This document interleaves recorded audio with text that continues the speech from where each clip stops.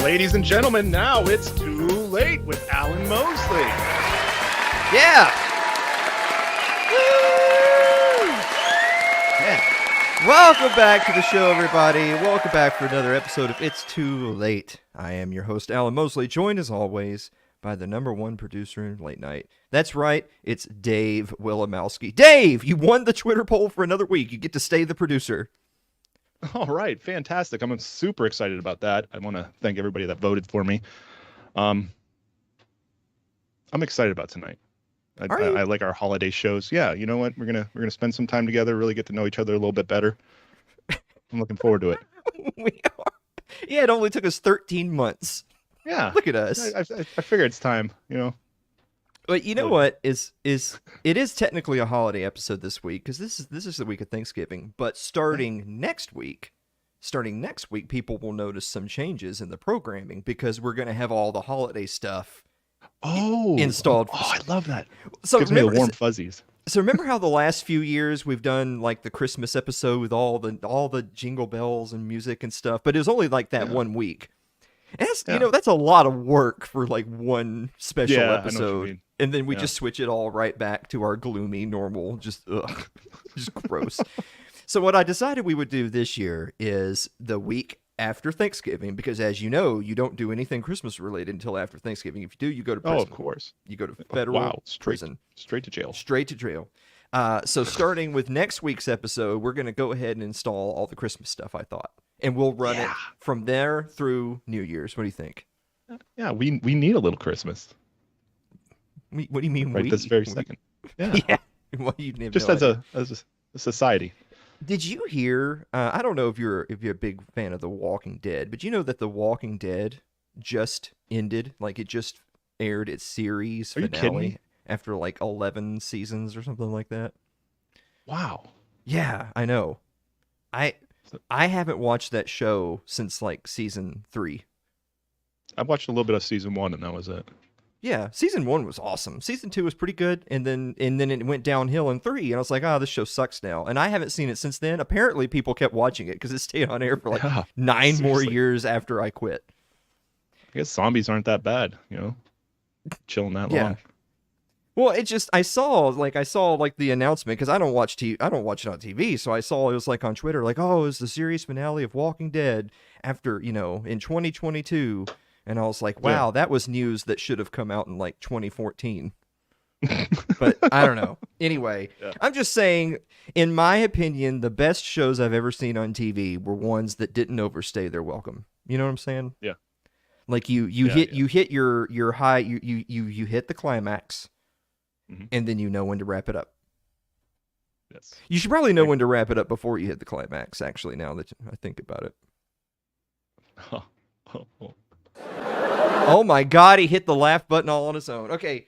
So Thanksgiving and then Black Friday. Dave, do you guys have some big plans for Thanksgiving this year? We're gonna go out to my parents, get the family together. Nothing real big. We got the game to watch, so we gotta be there a little early. Yep. But yeah, we're pretty excited about that. Do you have any plans? Actually, my family did Thanksgiving early this year. Oh, really? Already? Yeah. And when was that? 2016. Well, that's super early.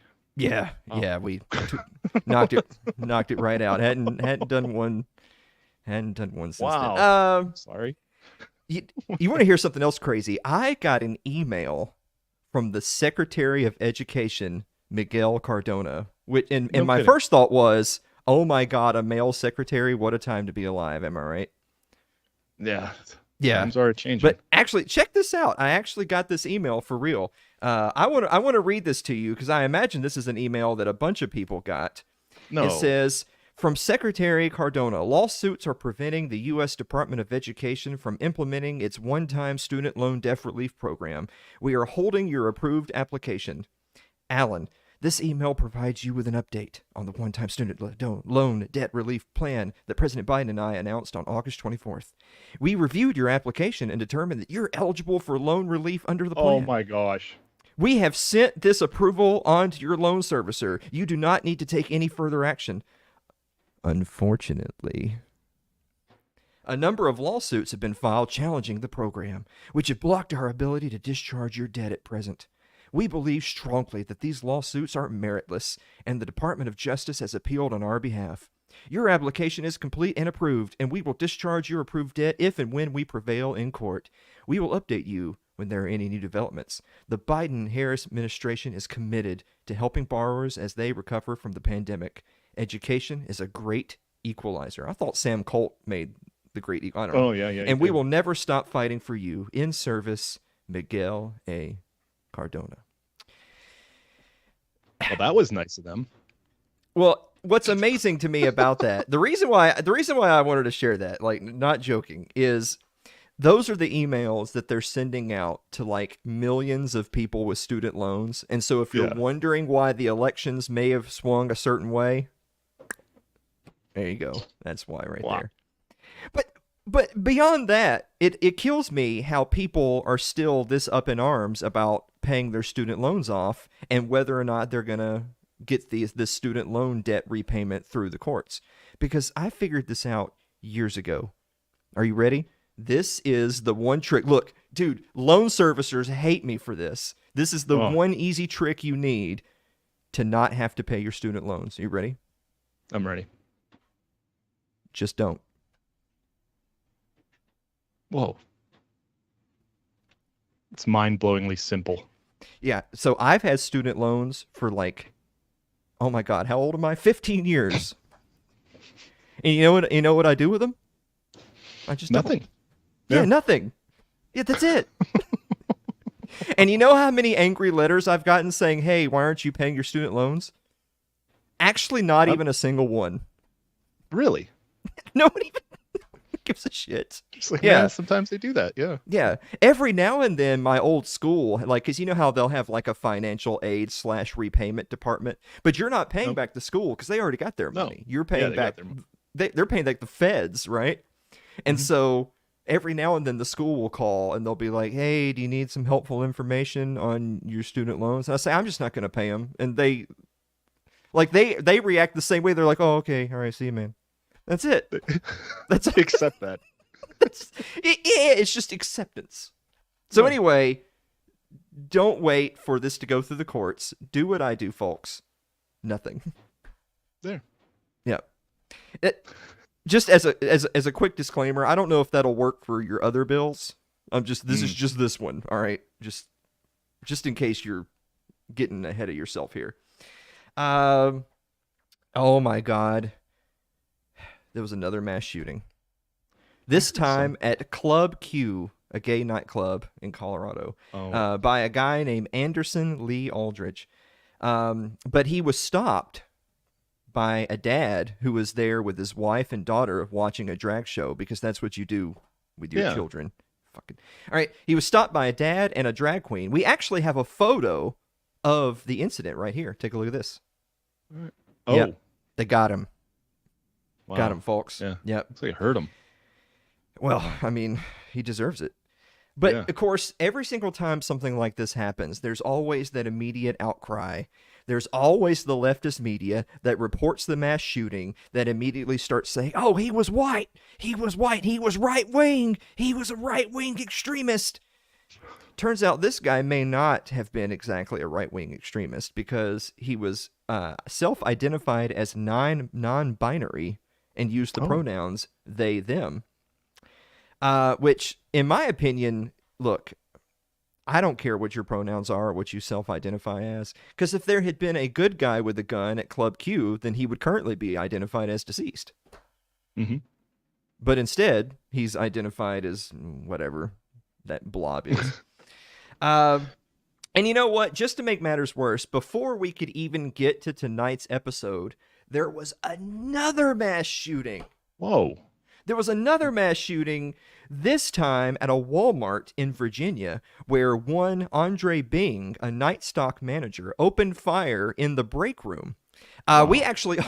It's amazing. I can't believe we get these. We actually have a photo of the incident from the Walmart break room. Take a look at this. Yeah. Wow. There it is, right before the shooting started. That guy looks familiar. You know, this Andre Bing ended up killing 6 people before turning the gun on himself. Which, after my previous comments of talking about a good guy with a gun stopping a bad guy with a gun, it kind of begs the question, Andre Bing, villain or hero? Oh. I mean, it's kind of the same thing as asking whose name should be remembered more, Hitler or the guy that killed Hitler? Yeah, that's a reasonable question. And of course, the right-wingers are up in arms about this one too, right? Saying that the news media will drop the story since the shooter was a black guy instead of a white guy. And every single time I see any of these cringe conservatives writing stuff like that, my response always is, "You guys still watch the news? Holy shit." Seriously. Stop that. Yeah, stop it. Treat the news the same way I treat student loans. Yeah. Just don't. Don't. Yeah. Just don't look at them. Don't look at them. They'll go away. God, I wish he would have waited until the 25th so that I could have made a joke about how it brings a new meaning to Black Friday. Oh. Because the somber. Yeah. Yeah, and black. Yeah. Yeah, Andre. Okay. Anyway. You know, I want to tell a story really quick. I had to take my car into the shop recently because I had some flat tire issues. And when I was there, there was a array of boomers waiting in the shop, I guess, for their respective vehicles. And you know how it always is. There's Fox News right up there in the corner on the TV. Everybody's watching Fox News, and it's inevitable. People are going to start striking up conversations about, hey, you see that guy did that one thing, and Trump, and whatever. And the conversation turned to the recent midterms, and it turned to voter ID laws. Oh, fun. Oh, yeah.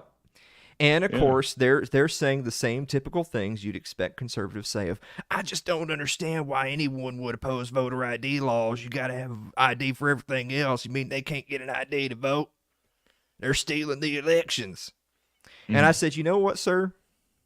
I agree with you. And I'll tell you, even beyond that, I'm actually very pro voter suppression. And when I said that, the reaction I got was, yeah, what? And I said, no. I think we should have like 10 or 15 more layers of protection to make it so difficult to vote that most people are just disqualified from even participating. I like that. I said, actually, I'll go one better. You should have to take like a 250 question like social studies and civics quiz in order to get a little stamp on your ID that says you passed the test, you get to vote. Yeah.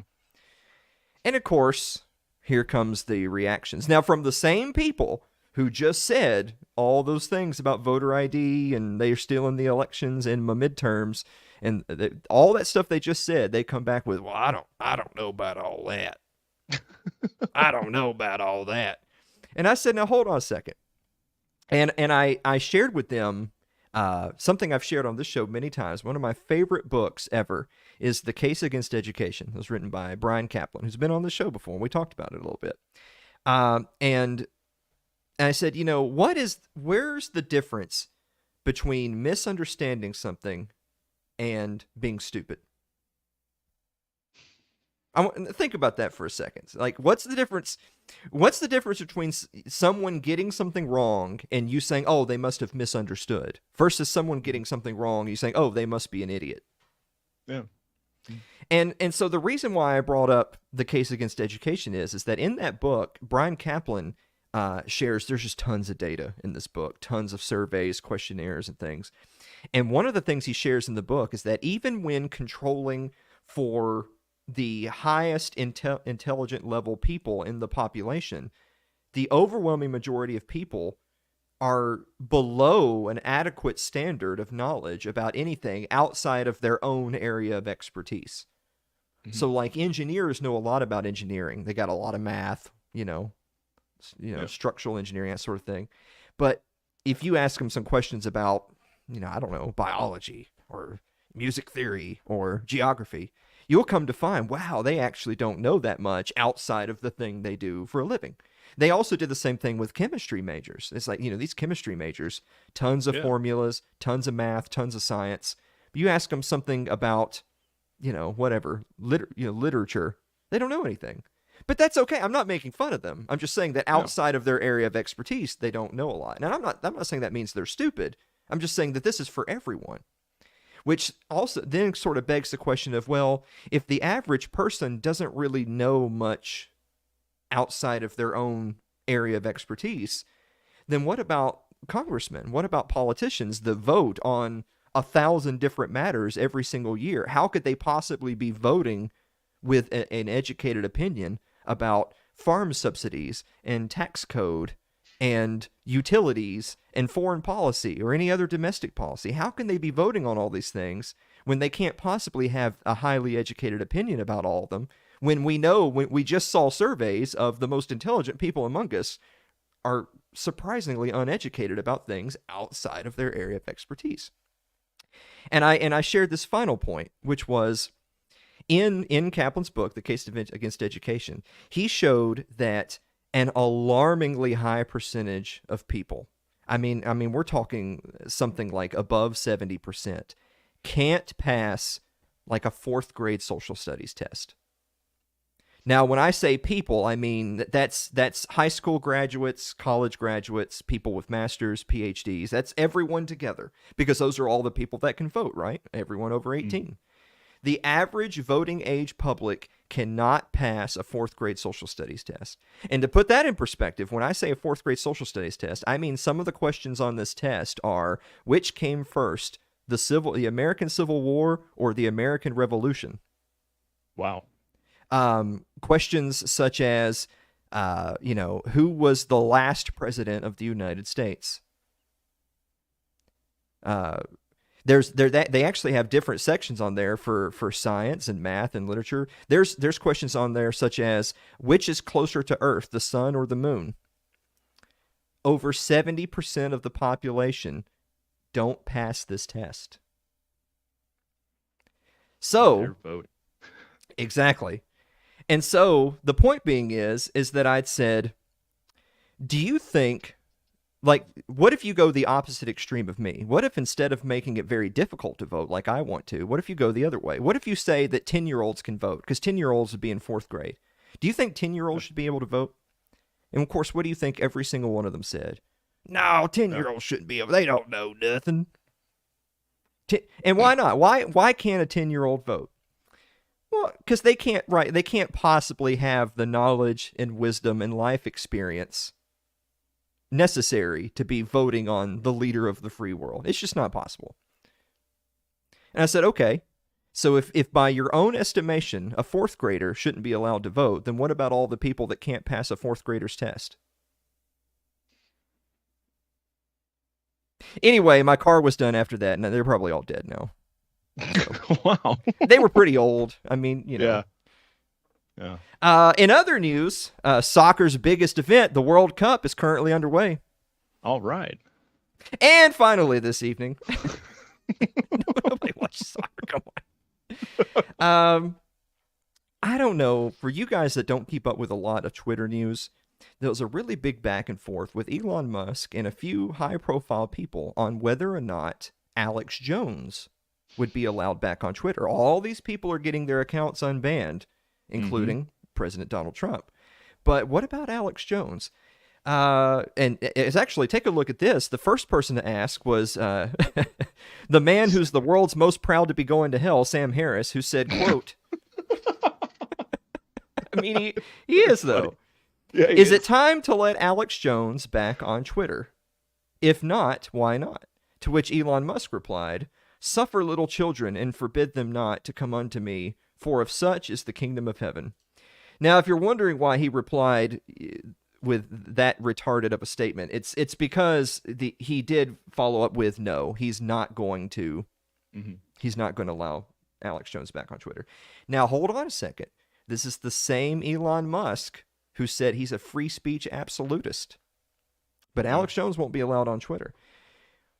Now, famous internet entrepreneur Kim.com weighed in on the subject here by saying this. Take a look at this tweet. Alex effed up. I'm trying to be nicer. Effed. Yeah. Alex effed up with Sandy Hook. He admitted that and apologized. He also got a lot of conspiracy theories right. If serial liars like Biden and Trump are allowed on Twitter, then Alex Jones should be allowed too. Please reconsider in the interest of real free speech. Elon Musk replied to that as well. He said, my firstborn child died in my arms. I felt his last heartbeat. I have no mercy for anyone who would use the deaths of children for gain, politics, or fame. Now look, I'll be honest with you. As far as appeals to emotion go, that's a pretty good one. I'll admit it. But it's still just him using his own personal emotions to weigh on the decision. And Kim.com actually acknowledged as much while taking down Elon's opinion when he replied with this tweet right here. I can't imagine how I would survive if that would happen to any of my children. I feel for you, Elon. I agree that Alex hurt the Sandy Hook parents. That's a stain of shame for the rest of his life. But Biden killed a family with 7 kids in a drone strike, and he's still on Twitter. That's a good point. It's a good retort. So all manner of war criminal, thief, rapist, and murderer remains on the platform this very minute. Elon himself has even bragged about having not banned any left-wing dissidents as a pseudo gotcha to his critics. See, you can't say that I'm being a favoritist because I didn't ban any left-wing people. Because you see, folks, if only Alex Jones identified as left-wing or actually had done the deed of murdering children himself, he'd still be with us on Twitter today. Wow. Right? Yeah. What'd you think of tonight's monologue, Dave? Oh yeah. It was a banger. Thank you. You know what? I liked it. I may be unemployable, but by God, I can tell inappropriate jokes about other people's tragedies. I'm sure those two things are unrelated. Oh yeah. Guys, we're going to be back with the meme of the week and the viewer mail right after this commercial break. Don't go away.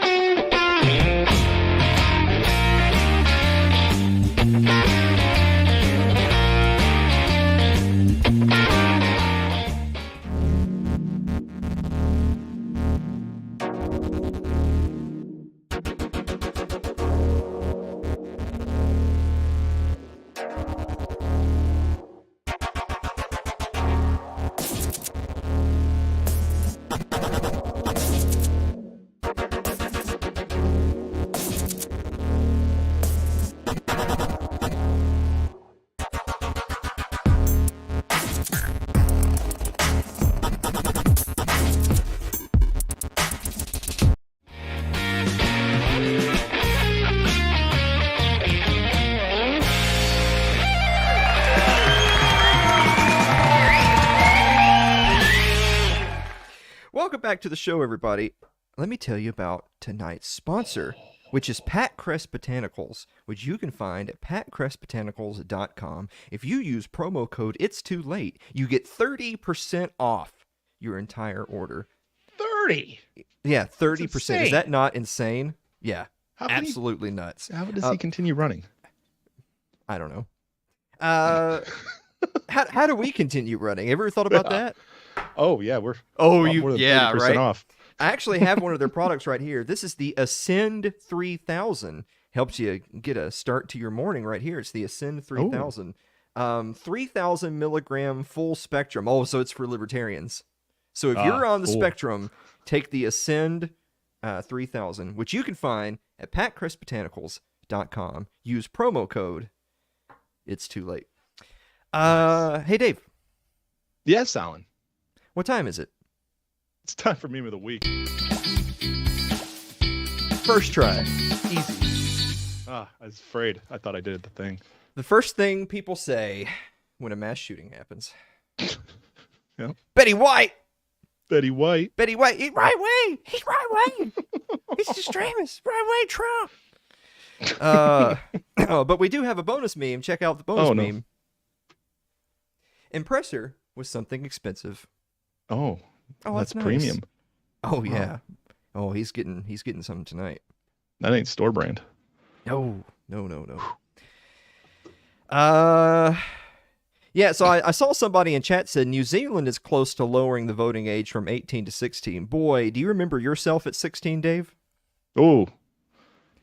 That guy, the man you were, should vote for who has the nuclear codes. Yeah. Might as well. Yeah. I mean, at this point. Yeah.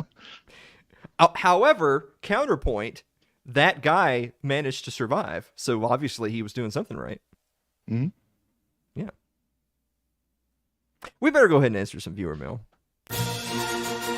Oh, yes. Oh, this one. Adventure.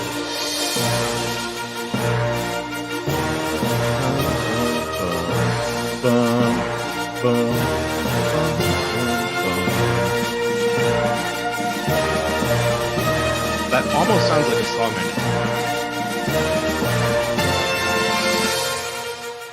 know. Do you remember when we did like a promotion on the show where I said, okay, the first person to go back and actually copy the entire message from that promo, I will send them an Amazon gift card, and it was you. Yeah, and you did send me the gift card. Yeah. I did do it, but it was also kind of cheating because I was like, this is exactly why normal corporations who do like things say in the fine print that their employees can't participate. Yeah, their families. Yeah. It's kind of cheating. All right. Our first question comes from Andrew Avery, who writes, "Dear Alan and Dave, are all eyes on the potatoes?" I don't think that's the highlight. Yeah. Man, Andrew used to do some good jokes. Do you remember? Wow. Yeah, it's been a while though. But used to. He still does, but he used to. Yeah. No, that's another show that should have ended like in 2014. Tim Weissong writes, "Dear Alan and Dave, what is gravy?" It's delicious. Yeah. Yeah. It's the lubricant that makes the food go down. Would you drink gravy? Would I? Yeah. I'm pretty sure I have. Yeah. I couldn't name a specific time, but I'm pretty sure that I have. I was gonna say, like, if someone gave you $20, would you drink gravy? And then I realized you would pay them. Yeah. Like, here's $20. Can I drink gravy? You're the guy that walks around Thanksgiving with a straw. Just yeah. All right, so a bunch of people posted a whole bunch of food questions, but we're actually doing a food tier list in the next segment. So if you're one of those people, better luck next year. Yeah. Yep. All right, let's see. Just scrolling by all the food questions. Oh, here's a good one. By the way, I just want to mention really quick before I read this one. I specifically put in this week's viewer mail post, leave us Thanksgiving themed questions. Yeah. All right. Okay. With that in mind, like tomorrow. Mm-hmm. Thanksgiving themed questions. With that in mind, let me read you our next question. It comes from Aaron Kettner, who writes, "Dear Alan and Dave, if you were on death row, what would you order for your last meal?" Well, boy, what a wonderful Thanksgiving question. That could be at Thanksgiving time. Yeah. That's like what made Die Hard of Christmas movies, because it occurs during Christmas. Mm-hmm. So maybe you're on death row at Thanksgiving time. Just imagine that. Yeah.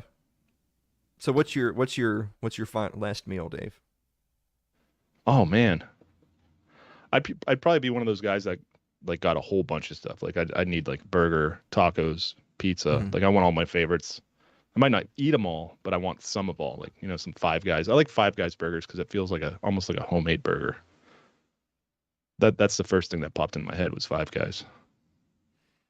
It's interesting that you like Five Guys because it feels like a homemade burger, but mm-hmm. but that was your answer over a homemade burger. Yeah. It's like one of my homemade burgers, and I doubt they're going to let me make my own burger. Everybody else screws them up. The correct answer is chicken fajita nachos with no tomatoes and extra cheese. Yep. Mm-hmm. Straight from Poncho's. By God, if they're going to fry me tomorrow, I want them to know it. Ooh. Right? That's all I'm saying. All right. So the next question was from Ryan Seifert, but it was really long, and I'm skipping it. And he's at work right now, so he can't. He won't be here to complain. Okay. Let's see. Sure. Gary Dykstra writes, "Dear Alan and Dave, what are you thankful for this Thanksgiving?" Dave, what are you thankful for this year? Pretty much the same thing I'm thankful for every year. Like, family, health, happiness. It's been a pretty good year regardless of what external factors try to do to us. Yeah. I thought for just a split second, I thought you were going to say, I'm thankful for the same thing I'm thankful for every year, which is a tall, cool Budweiser. Yes. Ew, no. I don't. No, it's from the. I hate you so much. You ruin everything. All right. I'm thankful for Dave. Fuck it. Daniel Blanchett writes, "Dear Alan and Dave, are you spending the holidays with others, and are those others the waitresses at Waffle House? Are they open on Thanksgiving too?" I mean, I know Waffle House is notorious for always being open. So are they open on Thanksgiving? I don't know. Someone look that up while we're in the next commercial break. Somebody Google if Waffle House is open on Thanksgiving, because I may have just made my plans. Chris Malyard writes, "Dear Alan and Dave, What is the most interesting thing you have done this year? Dave, what's the most interesting thing you've done this year? Gosh. My life's boring. Yeah, because you totally didn't go to Tennessee to visit your Oh, I friend. went to Tennessee. Yeah, that was No, awesome. That was cool. no. And take back what I said earlier. I'm not thankful anymore. No. It's not Thanksgiving yet. I can still change. And you can change, Dave. It's not too late. I don't know, man. I'm sorry. I don't know. This got really dark all of a sudden. Jonathan Carranza writes, Dear Alan and Dave, how much weight are you going to gain on Thanksgiving? Oh, boy. Ooh. Waffle House is open. Yeah. Oh, well, okay. Well, now that we know that, I was going to say a lot, but if you've ever eaten a lot at Waffle House, you know it kind of leaves you, you know? So, probably a couple of pounds at least. Not too much. Like, I didn't do all that work to lose weight just to gain it all back on Thanksgiving. I always wondered how much weight can you gain in one day if you really went at it. Like, is it going to stay on? How much money you got? Oh, really? I mean, that just sounds like an incentive for our viewers. Ooh. Like if we hit like $1,000 in a fundraiser, then me and Dave will try to see how much weight we can gain in a day. In one day. Yeah. Wow. I never thought of actually testing it. Well, we're already going to do that thing in next year's show where we get like 100 Crystal Burgers, and oh yeah, so that's pretty damn close to doing the thing. Mm-hmm. Yeah. God, we're going to be so miserable at the actual show. Yeah. It's going to be. Yeah, we should do a weigh in and a weigh out. Mm-hmm. Yeah, we'll do official weigh-ins before the Let's see. Jeff Johnson writes, Dear Alan and Dave, is cranberry sauce jelly or Jell-O? Jelly. I think. Well, the thing is that he says, is it jelly or Jell-O, but it's called cranberry sauce, so it's a sauce, right? Yeah, but is the sauce a jelly? Or is jelly a sauce? It's not Jell-O, because Jell-O must be gelatin, and it's not gelatin. No. So it has to be jelly, I think. Actually, what it is, my thinking. If I don't know about your family, well, what it is at every single Thanksgiving I've ever been to in my life is the thing you forget in the refrigerator and no one eats. Ah. Yeah. Yeah. So. I like it. I don't even have my buttons. Hold on. Yeah. Gee, I hate. All right, I think we have a few more. Boy, this segment feels long, doesn't it? Doesn't it feel like we've really dragging out? I feel like the show should be just about over by now. It does. Right, and we haven't even done. Jesus. All right. Carl Huber writes, if you had a pet turkey, what would you call it? Dave, if you had a pet turkey, what would you call it? Sam. Sam the turkey.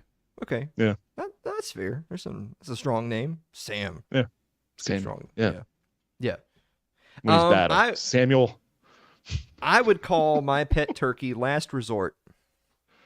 There you go. Yeah. Maybe not last. Yeah. Yeah. A resort. There you go. It's a resort. Melody White writes, Dear Alan and Dave, what are your thoughts on pilgrims being the very ones that took everything the natives had, even though they showed them how to survive? I'd call them smart. Yeah, life's rough. Yeah. I mean, world's a tough place. Yeah. Well, gonna learn today. That's kind of what humans were doing, Yeah. Since But forever. That's what they were doing too. That's what the natives were doing, Like that's what the natives were doing to each other. The natives that met the pilgrims were only there because they were the ones that conquered the other. Yeah. Tale of as old as time. Honestly, the reason why they showed the pilgrims how to have food was because the pilgrims were looking hungry. They're like, oh my God, they're going to eat us. Those white devils. Yeah. All right. Let's see. Oh, Marilyn Wolomowski writes, Dear Alan and Dave, have you ever gone out shopping on Black Friday? Dave, have you ever gone out shopping on Black Friday? I don't think I have. I always I like to watch the news stories about it, but no, I hate lines. I wouldn't even wait in line for a concert, something I wanted to do. So no. Yeah. Yeah. I don't recall ever actually going out on Black Friday. I do remember a few years thinking to myself, I always hear people always say, "Oh, look at this great deal I got, blah blah blah blah blah," and I'll think maybe this year I should do my homework and see if there's anything that if I'm gonna buy it anyway and it's cheaper, then I should put in the work. I should see if I can get it. And then not only do I never do that, but I'll actually say this year, our friend Derek posted just the other day, and he said, "Have you ever actually gotten any Black Friday advertisements that were useful?" And my immediate thought was, no one's getting any useful Black Friday advertisements this year, because the whole point of a Black Friday deal, what's a deal, right? A deal is something that it's so good you can't pass it up. If there's this thing that you would buy, but you look at the price tag and you think to yourself, "Oh, I mean, I want it, but I don't want it that much." But a deal is when that same thing is priced in such a way that you're like, "Oh, well, I can't resist. I'm going to pick it up." Yeah. But here's the thing. No one has any money this year. There's that. Yeah. Yeah. So the prices are up and everyone's money is down. So unless your Black Friday deal is free, then no, I'm not going to go out on Black Friday. Yeah. And finally this evening from D3, who writes, Dear Alan and Dad, what is your favorite holiday? What is your favorite holiday, Dave?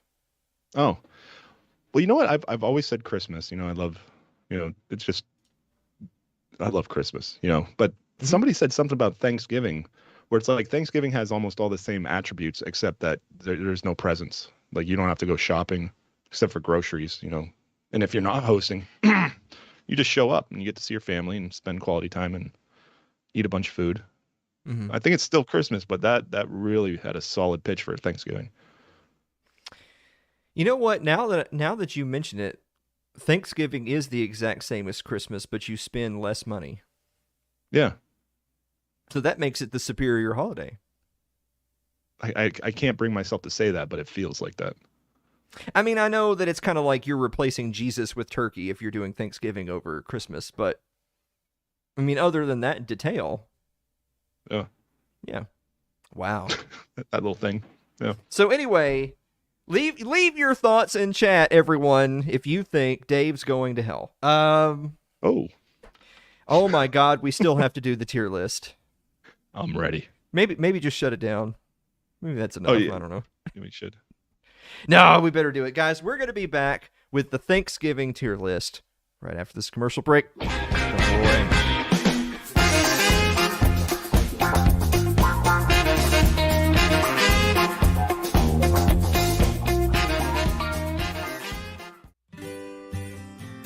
Your ad could be playing right now, reaching thousands of potential customers.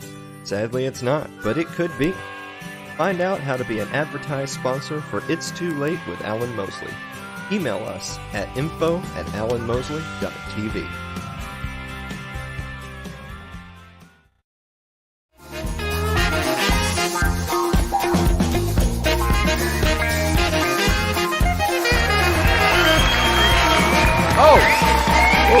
Why is that already on? It's not supposed to be on yet.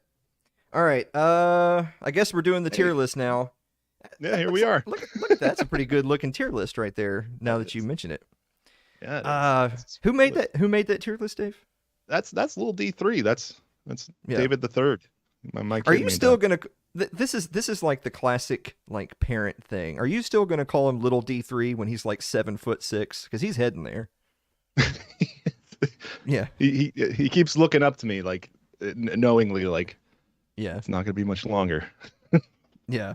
One day he's going to pat you on the head from up above and say, "I've always liked when you called me that, Father." And also his voice will be a smooth baritone. Yeah. All right. So I guess we're doing this thing now. We're going to start off tonight. So for everybody at home, last year we did the Thanksgiving pie tier list. Yeah. So for like the 87 people who left questions in viewer mail about pie, just go watch. Just go watch. It's all covered. It's all covered. It really is. It wasn't as long as the Halloween candy. Yeah. For It was Christ. It was. That's a good word. It was thorough. Okay. So this year we're doing Thanksgiving food, like main course. Unless your main course is pie. In that case, get help. But this is main course food at Thanksgiving. Here we go. We're starting off with corn. Corn. The classic, the corn. This is what the Indians taught the pilgrims what to grow. They were like, y'all are looking a bit peckish. Here, put these weeds in the ground and watch it make yellow stuff. And then the original GMO. They shot them. Shot them. Yeah. Shit out of them. Just take their corn. Like, why grow corn when you can take? All right. Anyway, corn. What do you think, Dave? Is corn one of your top tier vegetables, or is it just kind of meh? It's top two vegetables, I think. So, Ooh. But where the vegetables fall on the list as a whole is kind of hard that's to true. Say. I should have mentioned before we started, there's S tier, which is if you don't eat it, then you're going to shoot up Walmart. Okay. Then there's A, B, C, D, F, which is also titled as dreadful. F is it's just awful. You've had it before, and you'll never have it again. And then there's also a category for never had. That's good to have. Yeah. Like if you're like a Yemeni child who's never had food before, you'd put more of those in that category. But for us good white folk, most of these will be up here. They won't be down there. So, corn, what do you think? Yeah, A or B. I mean, A or B? It's going to be. I thought you just said it was great. Now you're saying B? Yeah. Well, no, I mean, because other things are better. Okay. But yeah, drop it in A. Okay, it's gonna be an A for now. I will put in the caveat in case anyone's wondering, like, well, what kind of corn is it? Is it the corn like I make? Is it the corn like my mama made?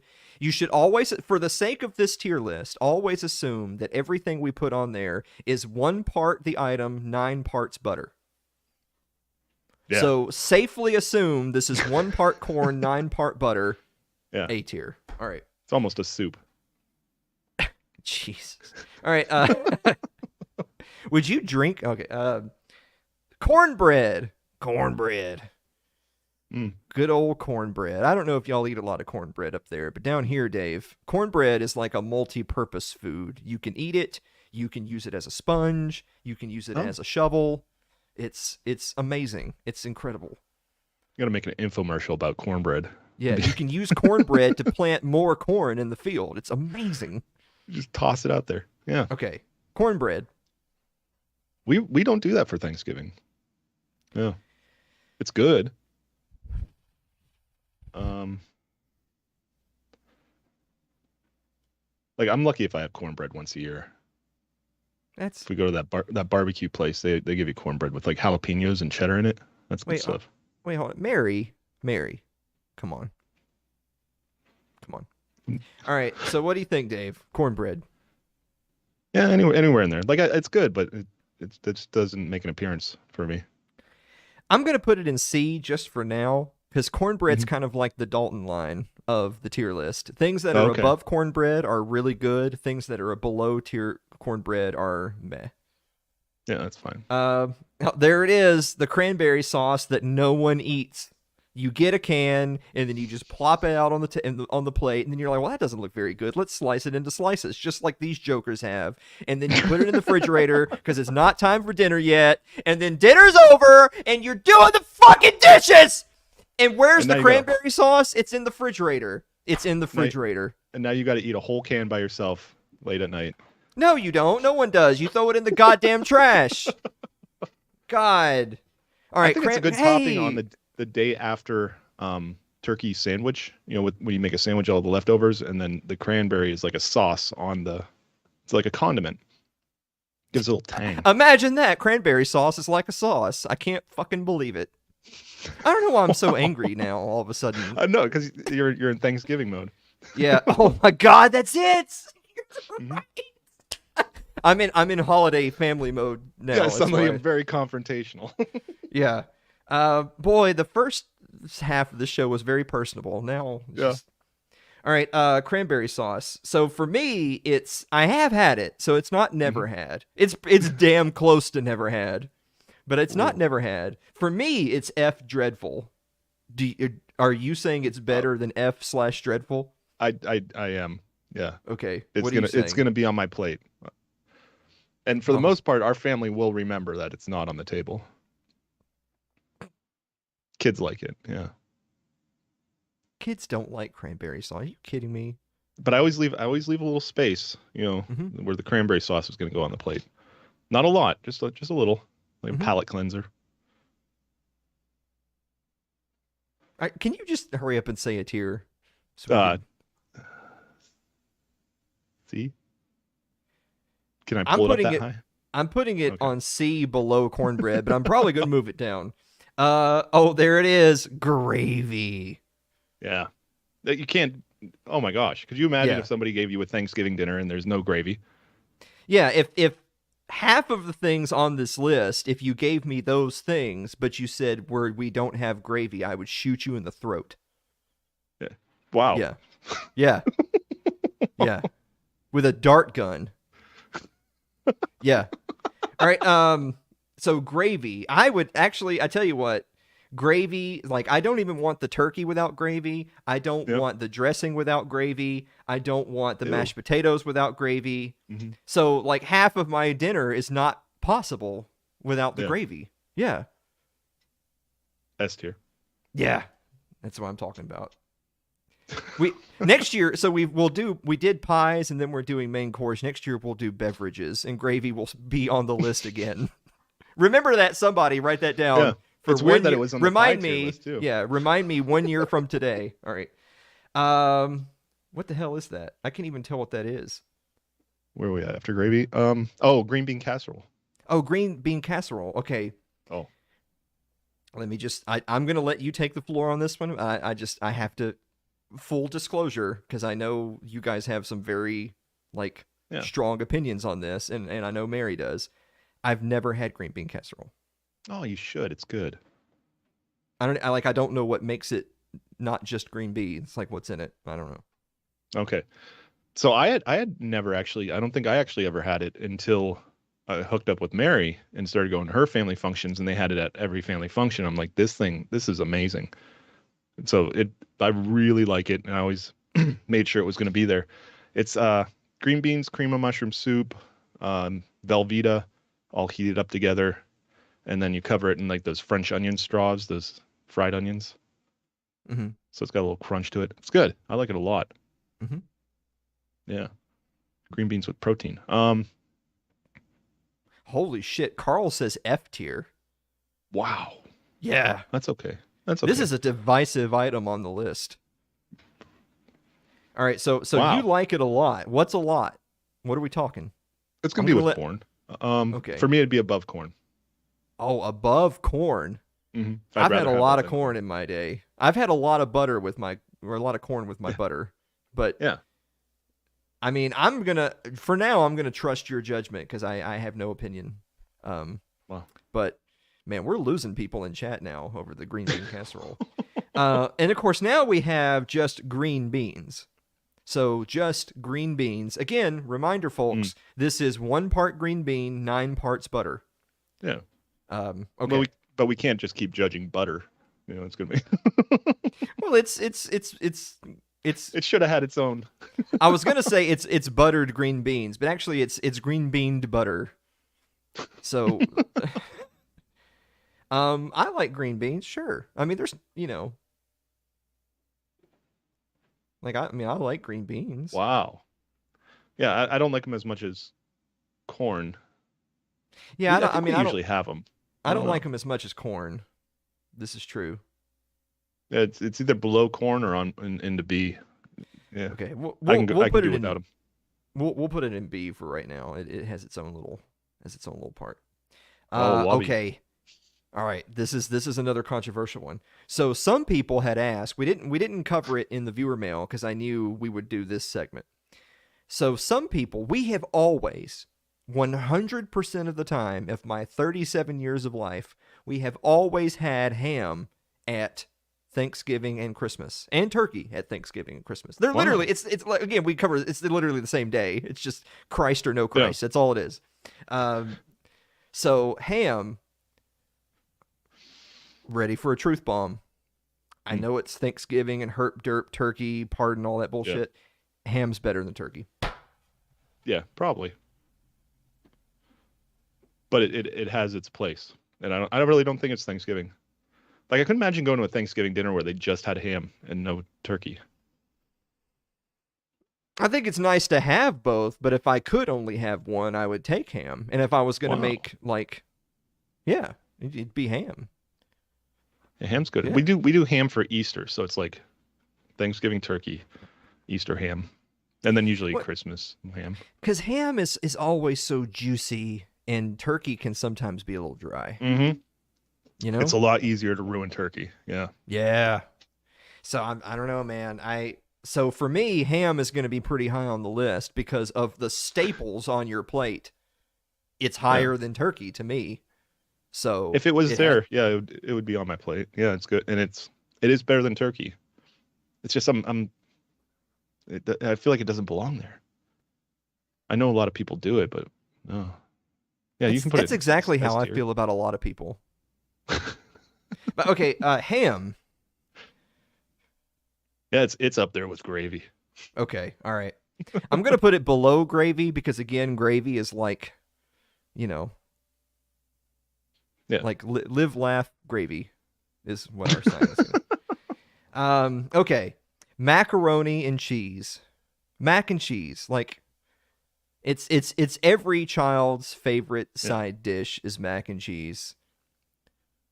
But this stuff ain't Kraft. That's not Kraft macaroni and cheese. That's like what? I mean, it could be, but it's prepared differently, right? Don't you like bake it? I mean, okay, we'll clarify for the sake of the poll. If you are a godly man and believe that like homemade mac and cheese is superior to whatever garbage you get out of a box off a shelf, then that's what this is. Okay, if you are a godless heathen who believes that some powder that comes out of a box is superior, then that's what this is. Oh. It's your favorite mac and cheese. With a bunch of ketchup on it. Do you ever do that? It's actually pretty good. Shut the fuck up. No one cares. Know your fucking place. Trash. All right. So what do you think? Macaroni and cheese. It's going to be next to corn. Really? I don't know which side. I don't know which side though. Because I think mac and cheese is the best side dish. I don't know if we usually don't have it at our family dinner. What is wrong with you people? You people. Right. What do you mean, you people? The thing is that I know that the reason for the season is Thanksgiving, but macaroni and cheese is. I promise you, if we looked up data and polls right now of all people surveyed and said, "Here's all the side dishes you can have at dinner. What's number one?" The top vote getter is going to be macaroni and cheese. So if it's the most popular side dish and everyone likes it, how can it not be above other side dishes on this list? It doesn't make sense. This is why we can't do tier lists. Let me think. It's really good. I'd be afraid to put too much of it on my plate. It's too filling. You got a lot of ground to cover. Carl says mac and cheese is a southern thing as a side. You goddamn right. Is that what it is? I don't know if it's. Do you guys not? I mean, apparently it is because you guys don't have mac and cheese. Yeah, we have mac and cheese all the time. Yeah. Like if you're gonna go to the ice cream parlor for a after dinner dessert, it's mac and cheese. Oh. If you're gonna have breakfast on your way to work, coffee and a mac and cheese.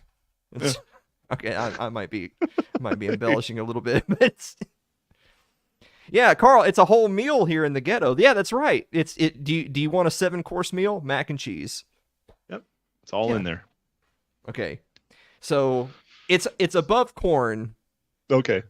Okay, it just is. That's ridiculous. I mean, Frank, I want to put it above the thing I've never had. You can do Which that. is That's fine. my only Because I'm question not. is it an S tier? Because I would put it above ham, to be honest with you. Like it's Whoa. macaroni and cheese, for God's sakes. Wow, you have strong feelings about it. Not much goes. Who above doesn't the like meat. macaroni and cheese?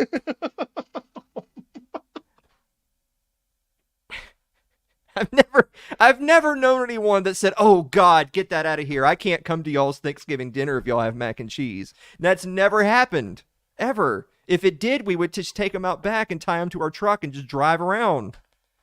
All right.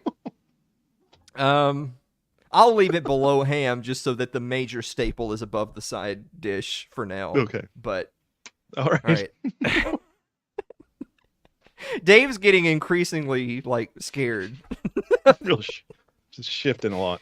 All right. Okay. All right. Mashed potatoes. We've got a few different potatoes on the list. This is mashed potatoes. So again, assume that if you like chunky potatoes, this is chunky potatoes. If you prefer like creamy potatoes, this is creamy potatoes. And if you prefer 1 part potato to 9 parts butter, gotcha. This is it. As long as they're instant. If you're Irish and you just take the potato and gnaw on it, got you, brother. This is it. A pile of raw potatoes sitting on the table. Yeah, Mary's gonna love it. Yeah. Yeah, that's how our family does. The family functions. It's weird. Yeah. I'm not used to it. It's definitely S tier. You have to have it. Yeah. You think it's S tier? Yeah. I mean, it's another thing where it's like on its own, it's not. It's good, but like I think macaroni and cheese would be better. But well, I'll admit that you don't put gravy in your mac and cheese, but you do. You do 9 parts gravy to 1 part mashed potatoes. That is correct. But is it S tier or the top of A? That's I gotta let go of, like it's turkey. Like the biggest thing is like turkey stuffing. We'll come mashed back. Potatoes. You know how that's we like always the center. Do. We'll come back. Okay. Yeah, that's fine. Leave that there. Dinner rolls. We already did cornbread. This is dinner rolls. These are those fluffy, just yeah. Now these are dinner rolls and not yeast rolls. I don't know if that's something you guys do up there. What Down the here hell's a yeast roll? Y'all don't. Jesus fucking Christ! I can't do this. I don't even think I've heard those words. What? Where are my Southern folks in chat, like Seth and Yeast Lyle? rolls. These people don't know, Seth. Forgive That sounds them, terrible. for they don't know. Yeast rolls. You get your 3 balls of yeast and you put them in the little thing, and then they rise up in the thing, and then you put the butter on the thing, and then you eat it. It's yeast roll. It's a yeast roll. Look at. But this is not a yeast roll. This is a dinner roll.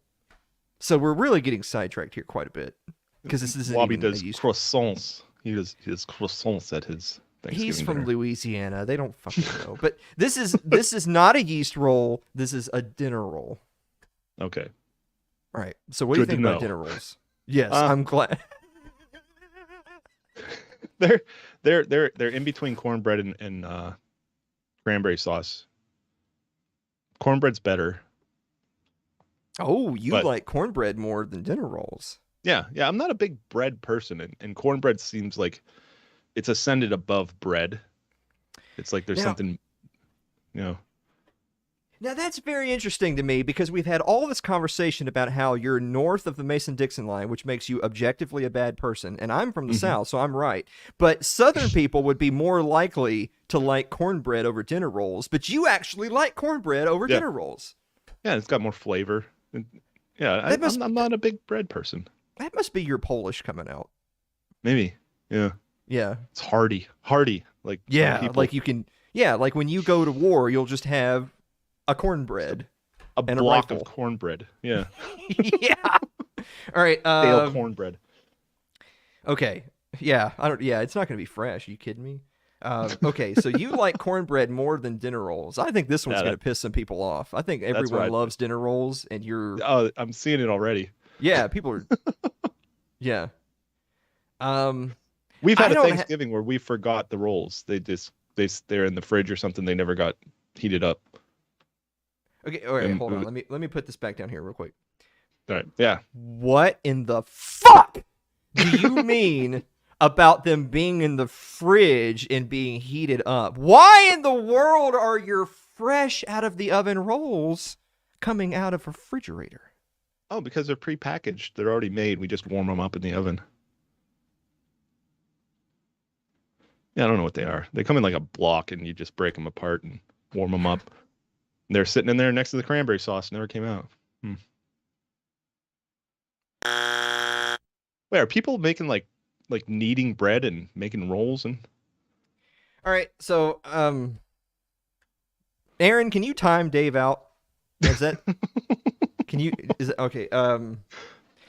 So I love that you put cornbread over dinner rolls, but but it might also be because you've lost your mind. So it's the wrong dinner rolls. Yeah, I don't know. I don't know. I don't know. Because I mean, I would put dinner rolls like up here somewhere. Yeah. I'm gonna put them at the top of B for now, so that we're fine. closer to the center. But this is gonna be a tricky reorganization. Yeah, in the you know what, let's save this. We'll bring Chad in during the after party and we'll just have it all out. We'll get it all out before the holidays. All right. So scalloped potatoes or potatoes au gratin for the intellectual. Do they show up Thanksgiving? Well, I mean, they're on the list and just, you know. Yeah. I don't know. They're good. I mean, That's if you didn't have gravy, then this would be better than mashed potatoes to me. Yeah. Yeah, that's true. But with gravy. Yeah. You know? Because then you have meat flavored potatoes, which are the best potatoes. Because this is tough because the question isn't with gravy. The question is just the individual item. Oh. So if just mashed potatoes are at the top of A tier and without gravy, scalloped potatoes are better, then you know what I'm saying? I don't know. I feel like there's a lot of pressure.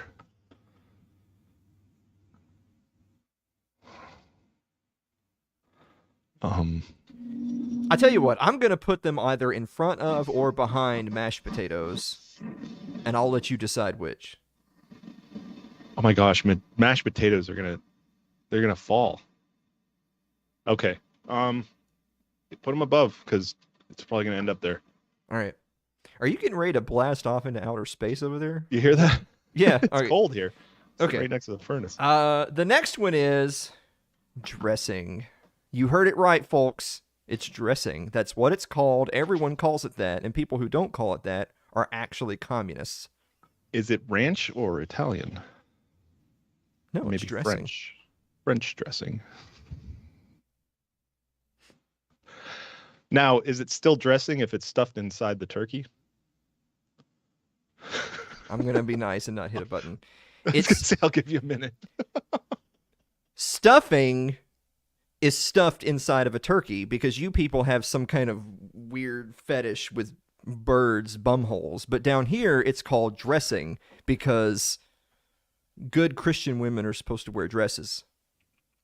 And so it's dressing. Wait a minute. It's dressing.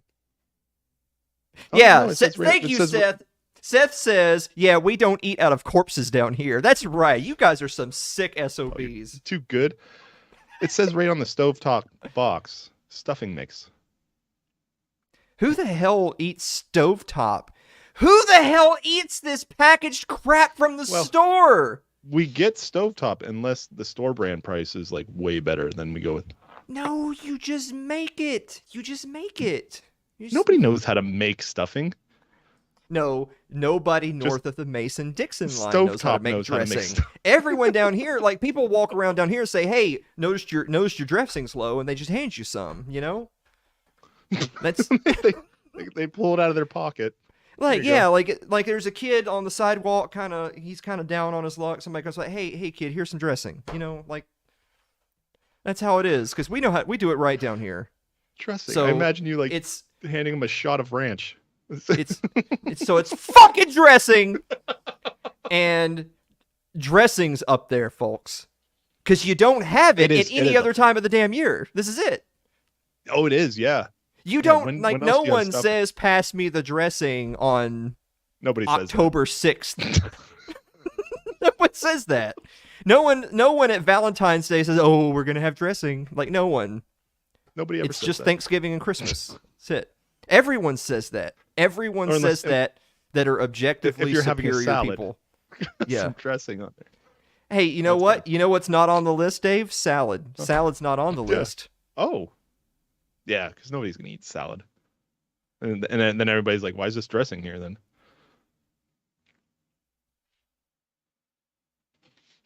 Shut the fuck up. No one cares. Know your fucking place. Trash. All right. So dressing, to me, it's an S tier. Like, because I never get to have it, right? Like, you don't have it all year. Yeah. So when it's Thanksgiving, I'm like, that's mine. That belongs to me. Wait, what's it competing with right above it? Oh, the macaroni and cheese. Yeah, there's mac and cheese, ham, and Hmm. gravy is up there right now. I'd put it above the mac and cheese. Yeah. Yeah, I would too. I'd put it above the ham, to be honest with you. Mm. I mean, I would, but just because I don't know. Mm. Like, if you've ever said to yourself, man, I could really eat like 2 loaves of bread right now with celery, that's Yeah. because you're jonesing for some dressing. Yeah. Yeah. That's what I love about dressing, by the way, is that if I ever said to you, Dave, do you want to eat a couple of loaves of bread? You'd say, God, no. But if I said, Dave, do you want this pan of dressing? You'd say, you son of a bitch, I'm in.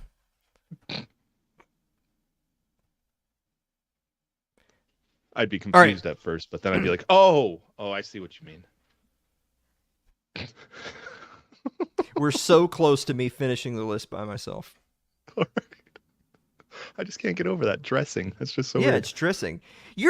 This guy says Taco Bell. What the fuck's a Yeah, Taco Bell? There's a space. And everybody knows what I'm talking about. It's 2 different words. Yeah, they know what you're talking about. They kind of feel bad for you, like. But if I go to a restaurant and they ask me what kind of dressing would you like, Mhm. I don't see any confusion there. There wouldn't be any confusion because there's not different types. It's just dressing. So there wouldn't be any confusion. If you said what type of dressing, then you know you're not talking about dressing because there's not different types. Oh, we're talking about dressing, not dressing. Correct. That's fine. Yeah, it's definitely S tier. I think, yeah, leave it above the ham. We should probably move on. Sweet potatoes. Oh, Yams. better than mashed. Yams for gay Yeah. people, but we're talking about sweet potatoes. Is there a difference? Like, I swear I've seen like 2 separate sections at the store.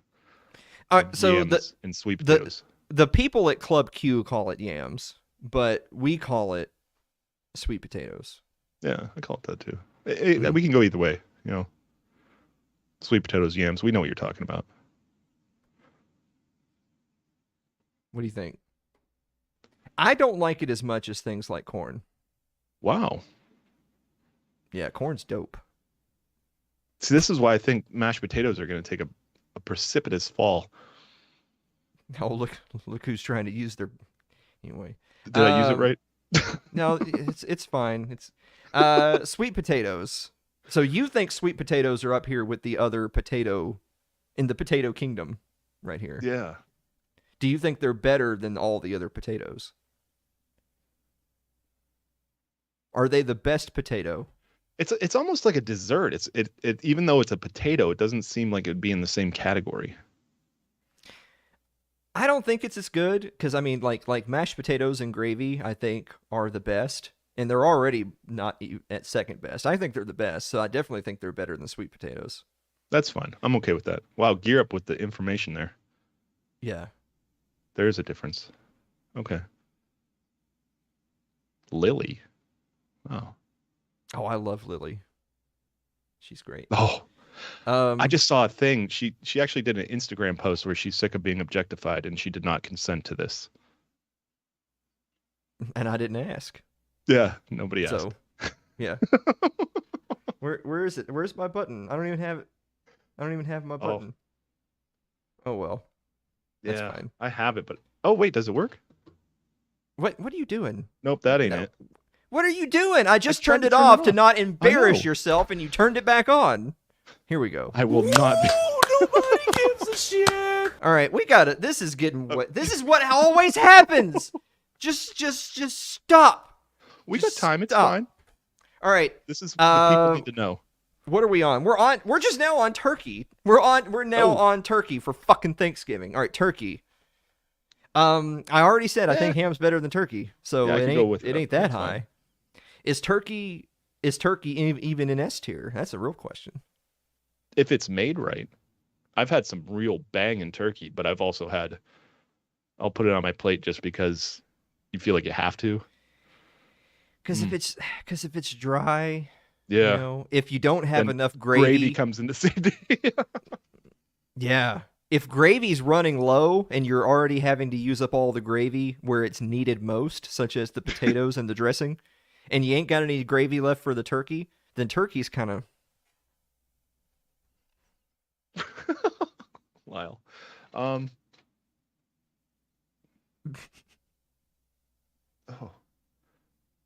See, I feel like it has the same thing as potatoes. Like I feel like the core is turkey, mashed potatoes, stuffing. Like that's the core of your plate, and then everything else is built around it. You mean dressing, But of course. But it's not necessarily the best thing. Is it better or worse just individually than the Uh-huh. potato nation?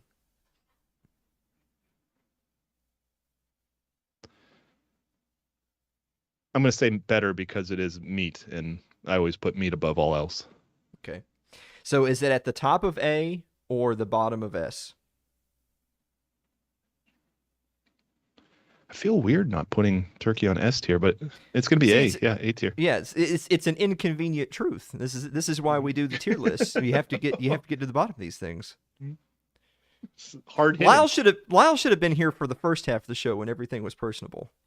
Mhm. Yeah, It's just- things were Now mom and dad are arguing again. all right. And last but not least, we have of course,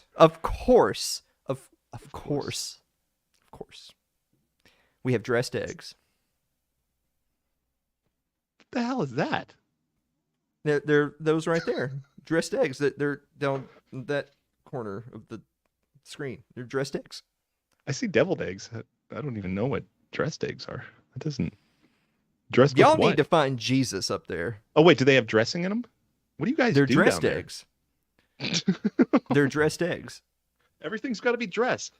Dressing. We don't do Super deviled fancy. things in the Bible Belt. Oh, in the Bible Belt. Yeah. Like, yeah. We don't eat bread outside of a corpse, and we don't eat deviled eggs. They're dressing and dressed eggs. So Dave, dressed eggs. Where would I put deviled eggs? Dressed eggs. They're S tier. It's the biggest. It's one of the biggest memes of Thanksgiving. You know, it's like, well, I've only had 18 eggs, and somebody ate the last deviled egg. Yeah.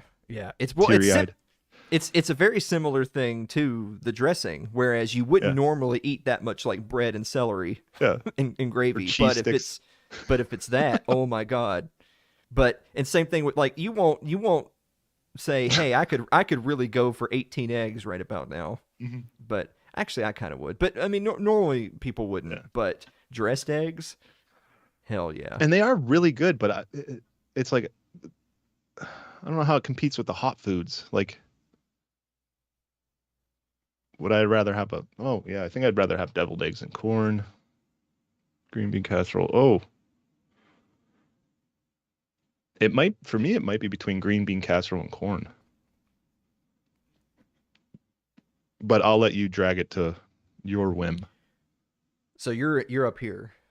I think so. I do think I would put him above corn.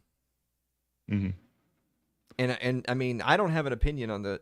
I think I would put him above, at least above sweet potatoes, if not above all the potatoes. But I think I might leave them below the turkey. Like that might be a bridge too far. It might be.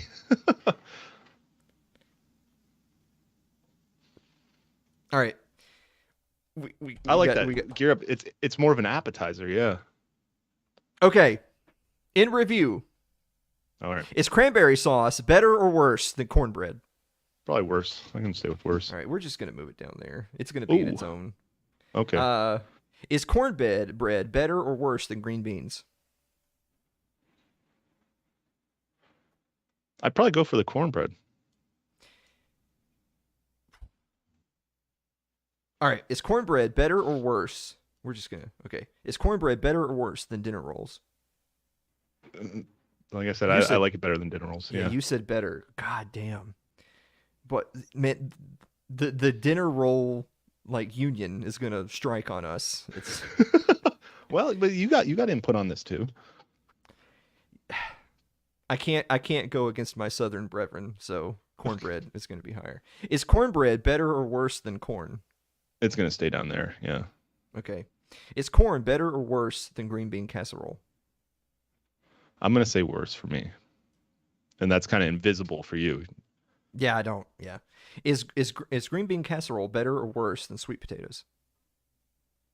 Again, like I like savory over sweet. I do love the sweet potatoes. Okay, hold on. Gary says dinner rolls from scratch are better than cornbread. Gary, they get them out of a fucking box. They don't.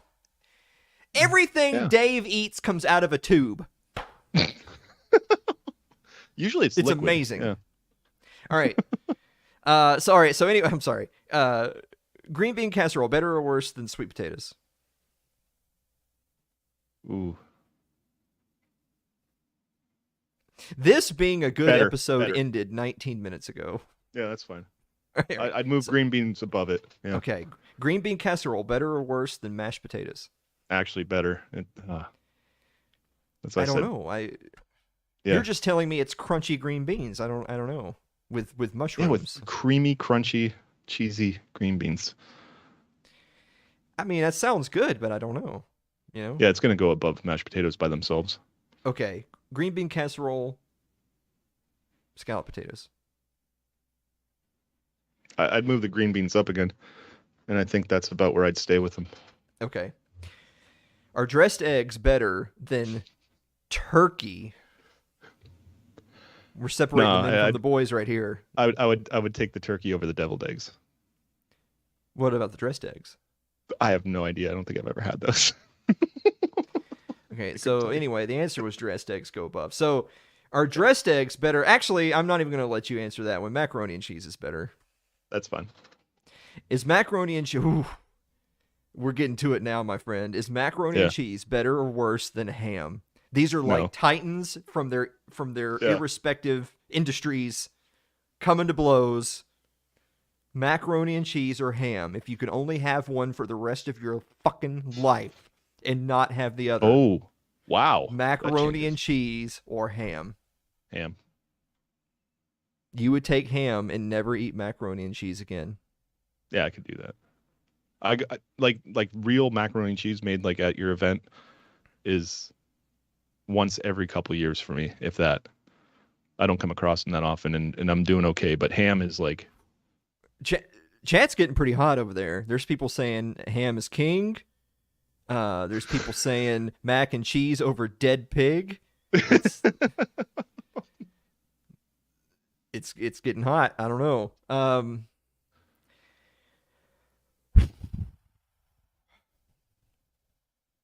what do you think? I think honestly, for me personally, I couldn't go on living without macaroni and cheese. Wow, But it's a cultural thing. Yeah, it's very close. Whereas I felt Yeah. like you felt pretty solid.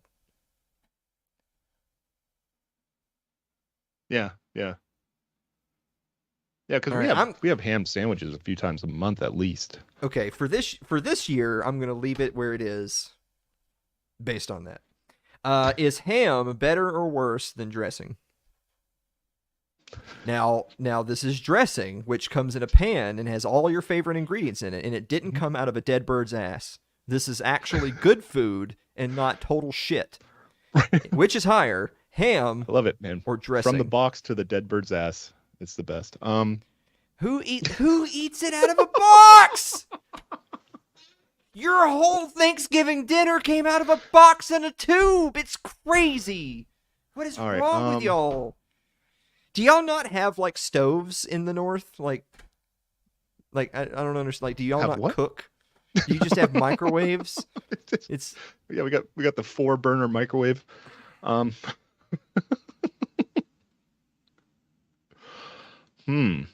right.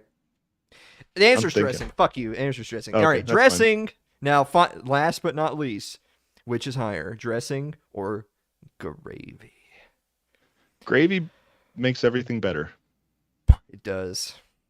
It holds everything together.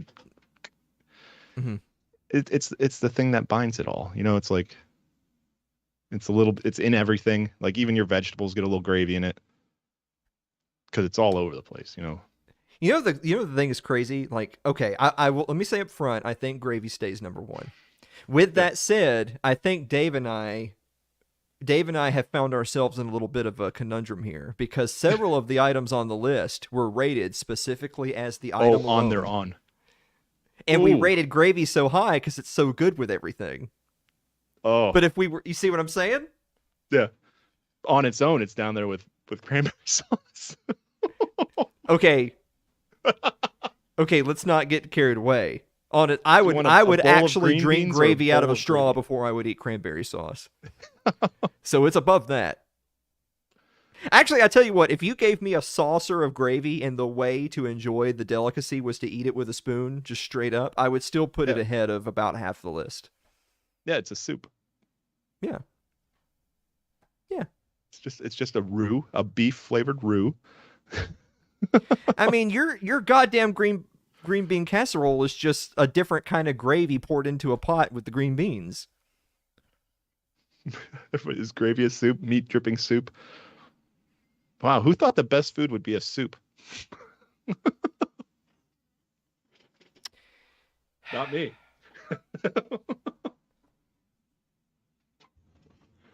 I thought we would do it this year. I thought this would have been a good episode. Oh. I mean, it was a good monologue. Oh, the monologue was a banger, wasn't it? You can trim that out. Yeah. When this goes on YouTube, we'll just cut the monologue and the meme of the week out. We'll answer a few questions about Thanksgiving and then the tier list, and that's the whole show. Yeah. Okay, I'm leaving it. There you go, guys. We did it, Dave. We saved Thanksgiving. We figured it out. Yep. Now everybody knows. All right.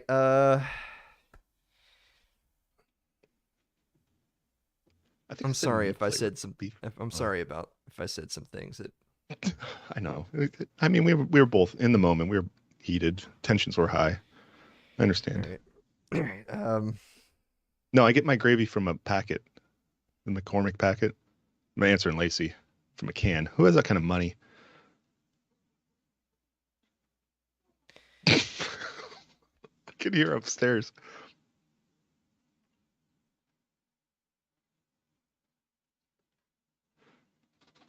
Do you want me to transition to the finale or? Who in their right goddamn mind eats gravy from a can or a packet when you could just make it at Thanksgiving? Who has that kind of time? You're spending time with family. It takes like 5 minutes to make gravy. Y'all aren't spending time with family, you're watching the football game. I feel like I should just redo the whole list without you because clearly you're not with it, you know? Like you can't pass the 4th grade social studies test of Thanksgiving.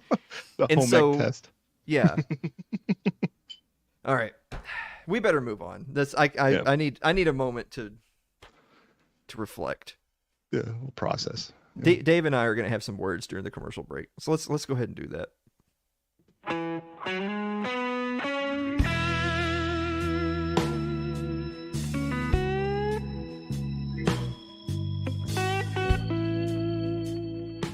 If you're enjoying tonight's show, consider supporting the program by becoming a member of our Patreon.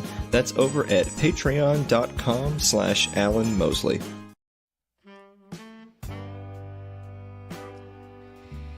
if you like dressing and dressed eggs, like our Facebook page on facebook.com/Alan Mosley TV. If you don't eat gravy out of a goddamn packet, get me on Twitter at Alan Mosley TV. And finally, if you realize that they're sweet potatoes and not yams, it's youtube.com/Alan Mosley TV. Where are the things? I don't know what happened there. What? God damn it. So anyway, guys, listen, there's Odyssey. You're not going to watch it anyway. Fuck you. And then if you want to listen instead of watch, it's thanks to Anchor, anchor.fm/Alan Mosley TV. That's also Spotify, Apple, Google. Your podcasting platform of choice. Pretty much all of them. Yeah, I think that's it.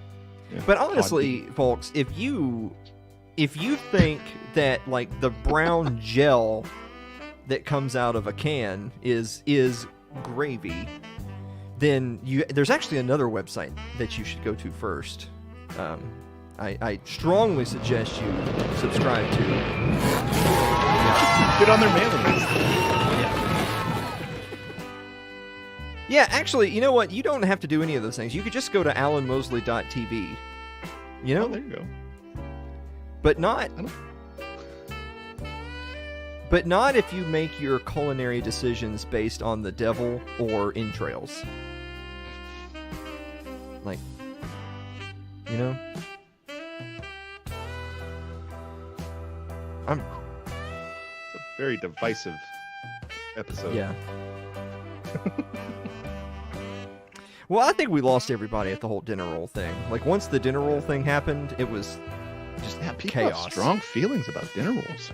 Well, you know, because they're soft and fluffy, and you know, they're easy to just tear apart and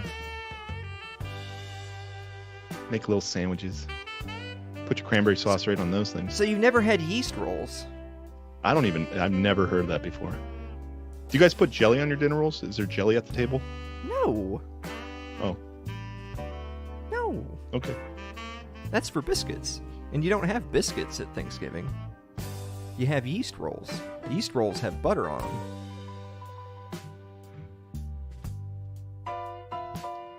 Well, you go ahead and look up yeast rolls while we're...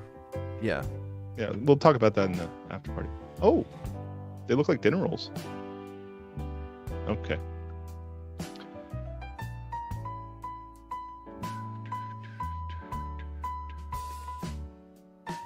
Normally we would just kind of like roll into the credits and get ready for the after party, but I need to hear this music for a minute.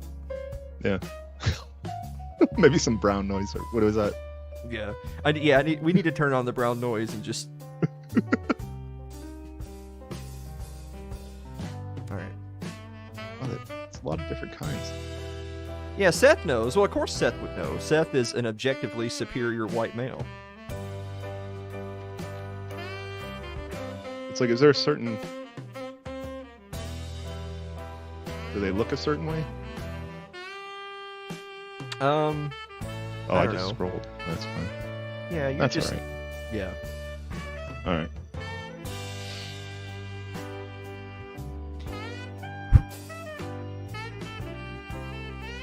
Actually, you know the crazy thing is this was the best tier list we ever did. It was.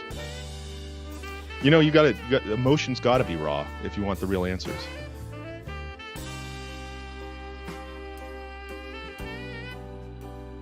Now we won't have any song left for the credits. Oh. Now it'll be that really dramatic silent credits where people think, oh, wow, I can't believe it. They actually killed Dave off on this season of It's Too Late. It's a cliffhanger. Yeah. Well, I guess we better go ahead and do it then. Yeah, it's been nice working with you. Yeah, well, guys, thanks for watching another episode of It's Too Late, and we will see you next week. When they see us next week, it'll be all the Christmassy stuff. Oh, I can't wait. Yeah.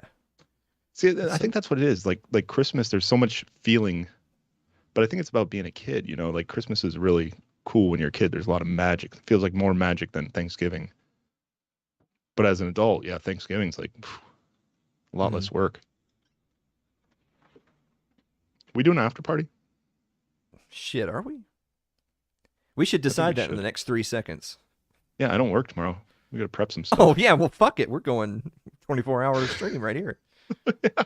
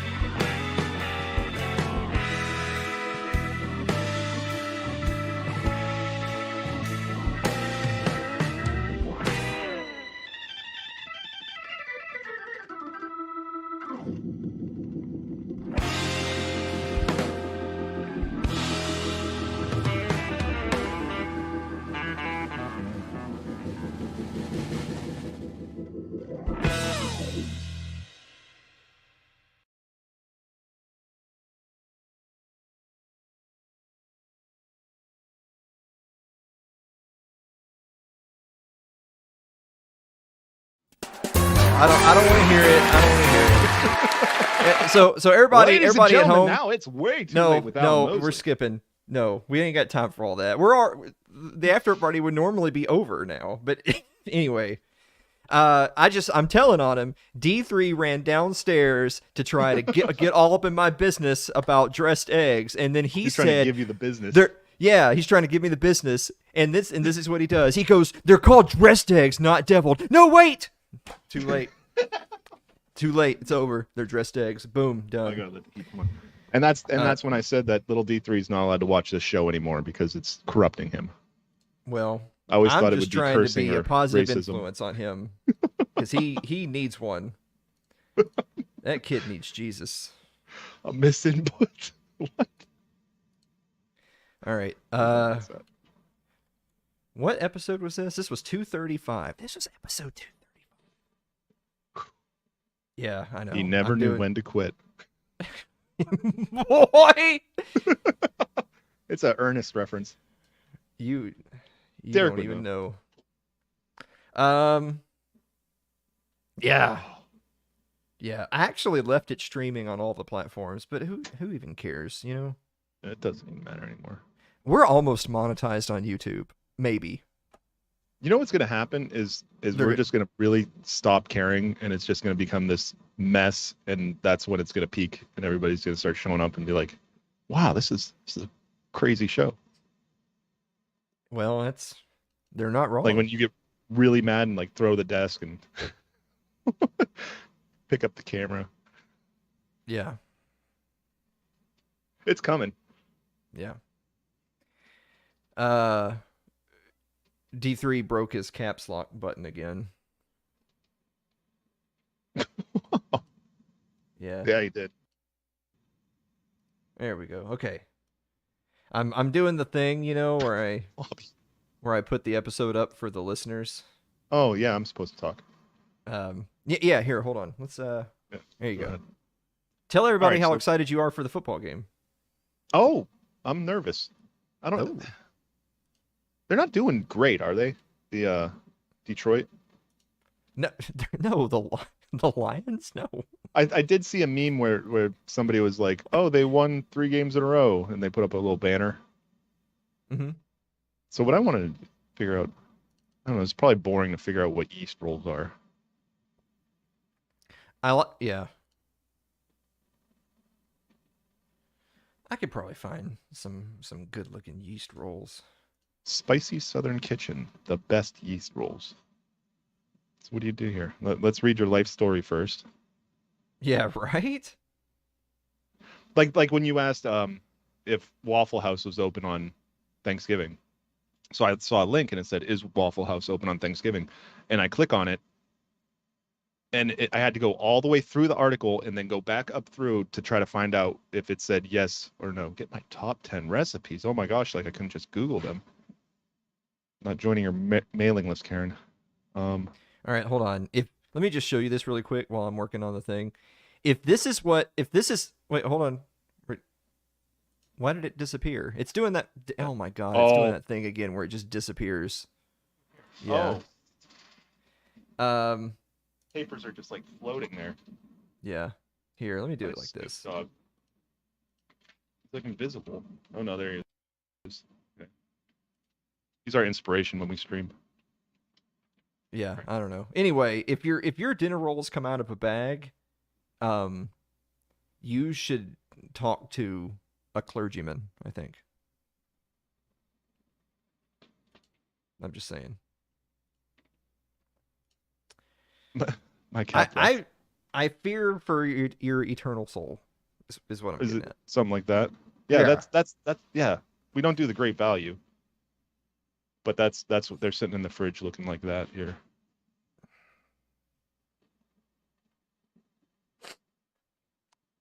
Actual Ooh, King's Hawaiian. degeneracy. Could you imagine? It's fancy stuff. Yeah, look, dinner rolls. It says right on them. Anywho. All right. Did I actually export this file or did I not do it? I should Okay. probably pay attention. Oh, 2 packages of dry yeast? That's a lot of yeast. Well, I mean, Well, 4.5 cups of flour. That's a lot of rolls. do you want to be closer to God or not? Oh. Does yeast work like mushrooms? You know what's funny is last week's show was the shortest episode we've had. Maybe And that all felt year. like it should have been a long one. Yeah. In this There's a lot of episode, material. in this episode, bit on the long side. Oh, look at that. Cheesy broccoli cornbread. Holy shit. Weird. That's yeah. You're tempting powers that you don't understand when you What do you think about jalapenos and cornbread? Like that stuff that we get at the barbecue place down here. It has jalapeno. Yeah, I don't know, because to me, cornbread. It's not. Yeah.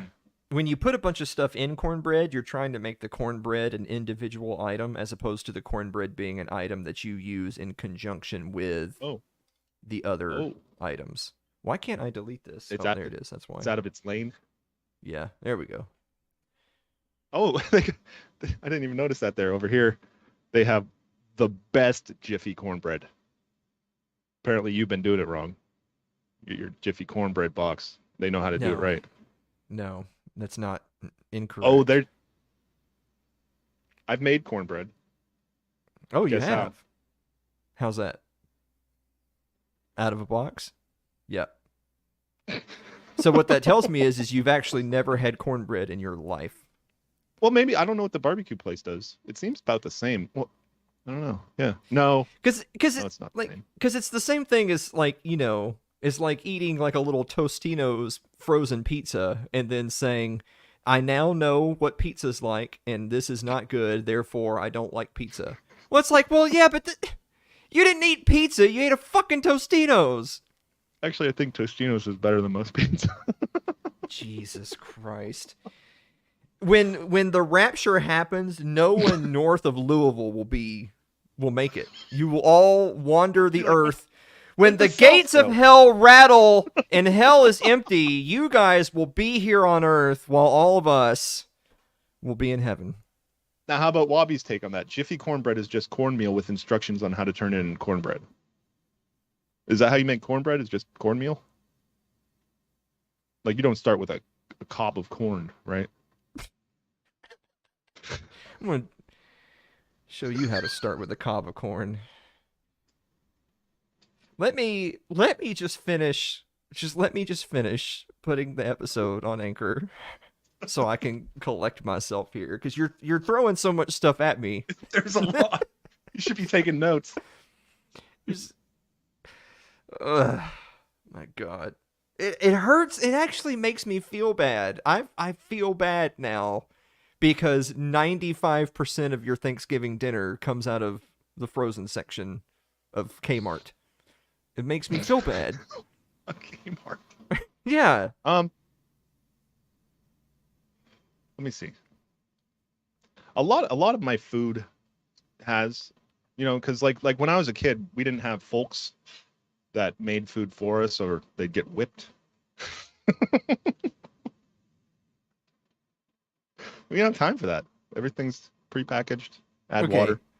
So, so first of all, are you under the impression that I grew up eating Southern cuisine in 1853? Like I mean, like you said, I wouldn't pass a 4th grade civics test, and I don't know at what point. Yeah. That's. I mean, I know I look kind of young for my age, but that's a bit of a stretch. I'm not 200 years old, Dave. And first of all, and second of all, don't knock it till you try it. Yeah. Can you imagine? Like, you don't have Wait, to hold on. No, Dave. What? Can I imagine what? Yeah, you just like, oh, I'm ready for dinner. Okay, here it is. That'd be neat. Yeah, that's how your kids live. Oh, those bastards. Now imagine what that means you and Mary are.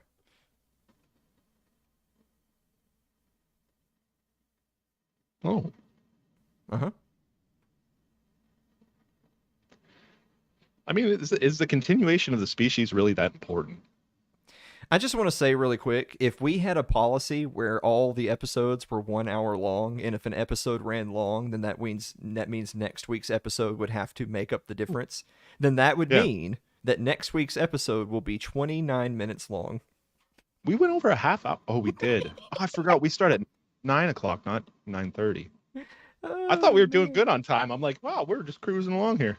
Well, I purposely took more time in the first half of the show because the tier list only had like 8 things on it, and then one thing led to another. I blacked out for a bit.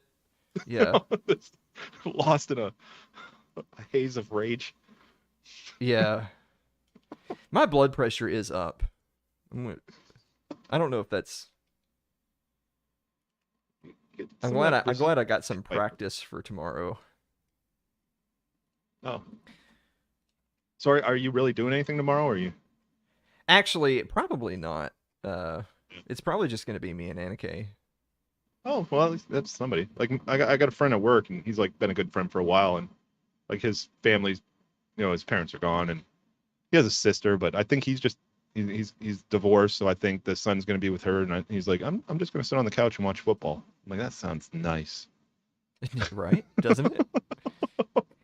Okay, here's the thing. All right, I just got done publishing the episode for the people who were here, but they were purposely not watching until, for some weird reason, the podcast version drops. All right, all right, I'm back. So here's the thing. I'll be honest with you. My family actually hasn't done. We did it every year. We did Thanksgiving, Christmas, Easter. We quit doing Halloween related things when I was like 10, 11, something like that. We used to do treating. We were one of the families that did Halloween hard. Like, oh really? Scary shit in the yard. And I don't mean like an inflatable jack-o'-lantern. No. I mean like arms reach out of the ground and grab your kid, and if we get them, that means we have them. That's ours now. Yeah. Yeah, you got simulated violence and then that kid's going to be making us dinner from then on.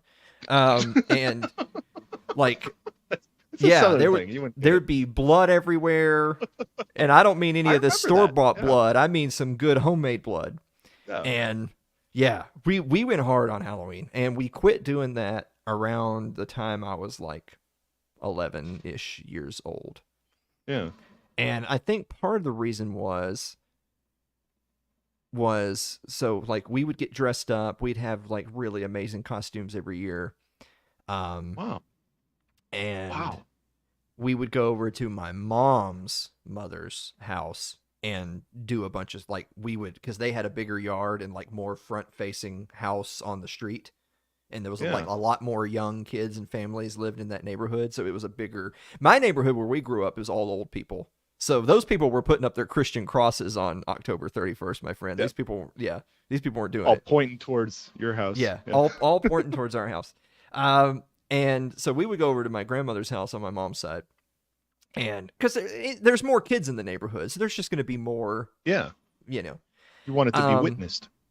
And all the kids in the neighborhood were like, "Oh, we got to go by that house this year because that's the house where if you're going to trick or treat at that house to get candy, you got to be correct." Yeah, you're going to go through the gauntlet. Yeah, you ain't like most houses, they just leave a dim porch light on and you do or don't get raped. If you don't, you get candy. At our house, ooh. You might get both. Yeah, or neither, or neither. This is an unexpected piece of the puzzle that I've been putting together of your life. I did not see this one coming. I think for the Christmas episode, the monologue should be, because we're going to have some special guests on the Christmas episode. So the monologue for that episode should be you, like Detective Dave, lays out your case. It's like, is or is not Alan actually a serial killer? It's like you'll be the guy where you like you have the board of all the shit connected, and you're like the crazy guy trying to explain the That'll be you. Have you ever had a problem with bedwetting? As maybe an early teen. No. Okay. All right. Other people's beds, yes, but that's not when I was asleep. That was on purpose. Oh, let me cross that one. Yeah, where do you put that on the list, motherfucker? No, anyway, okay, so anyway, we quit doing Halloween, and I think a big part of it was because there was a big family falling out, and we didn't go to my grandmother's anymore. And so it's like, well, that means we have to do it at our house, and we did it like one time, and then that was it. We didn't do Halloween anymore after that. But we still did Thanksgiving, Christmas, Easter, because we always did. Because that was actually used to be at my grandmother's too. We did the Easter egg hunt because they had a bigger yard and stuff, lots more places to hide eggs. We all of those things moved to my mom and dad's house, and we did Easter for a few years, and then we quit doing like Easter egg child type stuff, but we still had like dinner. And then we started doing like an adult Easter egg hunt when the youngest members of the family were over 18. Then basically they quit doing Easter egg hunts and started so then the younger members of the family would hide eggs for the adults to go find, and the eggs would have like lottery tickets and stuff like that in them. So we did adult Easter egg hunts, and that actually was kind of cool. But we quit doing those. I guess, about 6 years ago now. Wow. And that was around the same time. So we haven't done like a big family get together Thanksgiving or Christmas thing since about 2016. Interesting. Yeah. And it's not.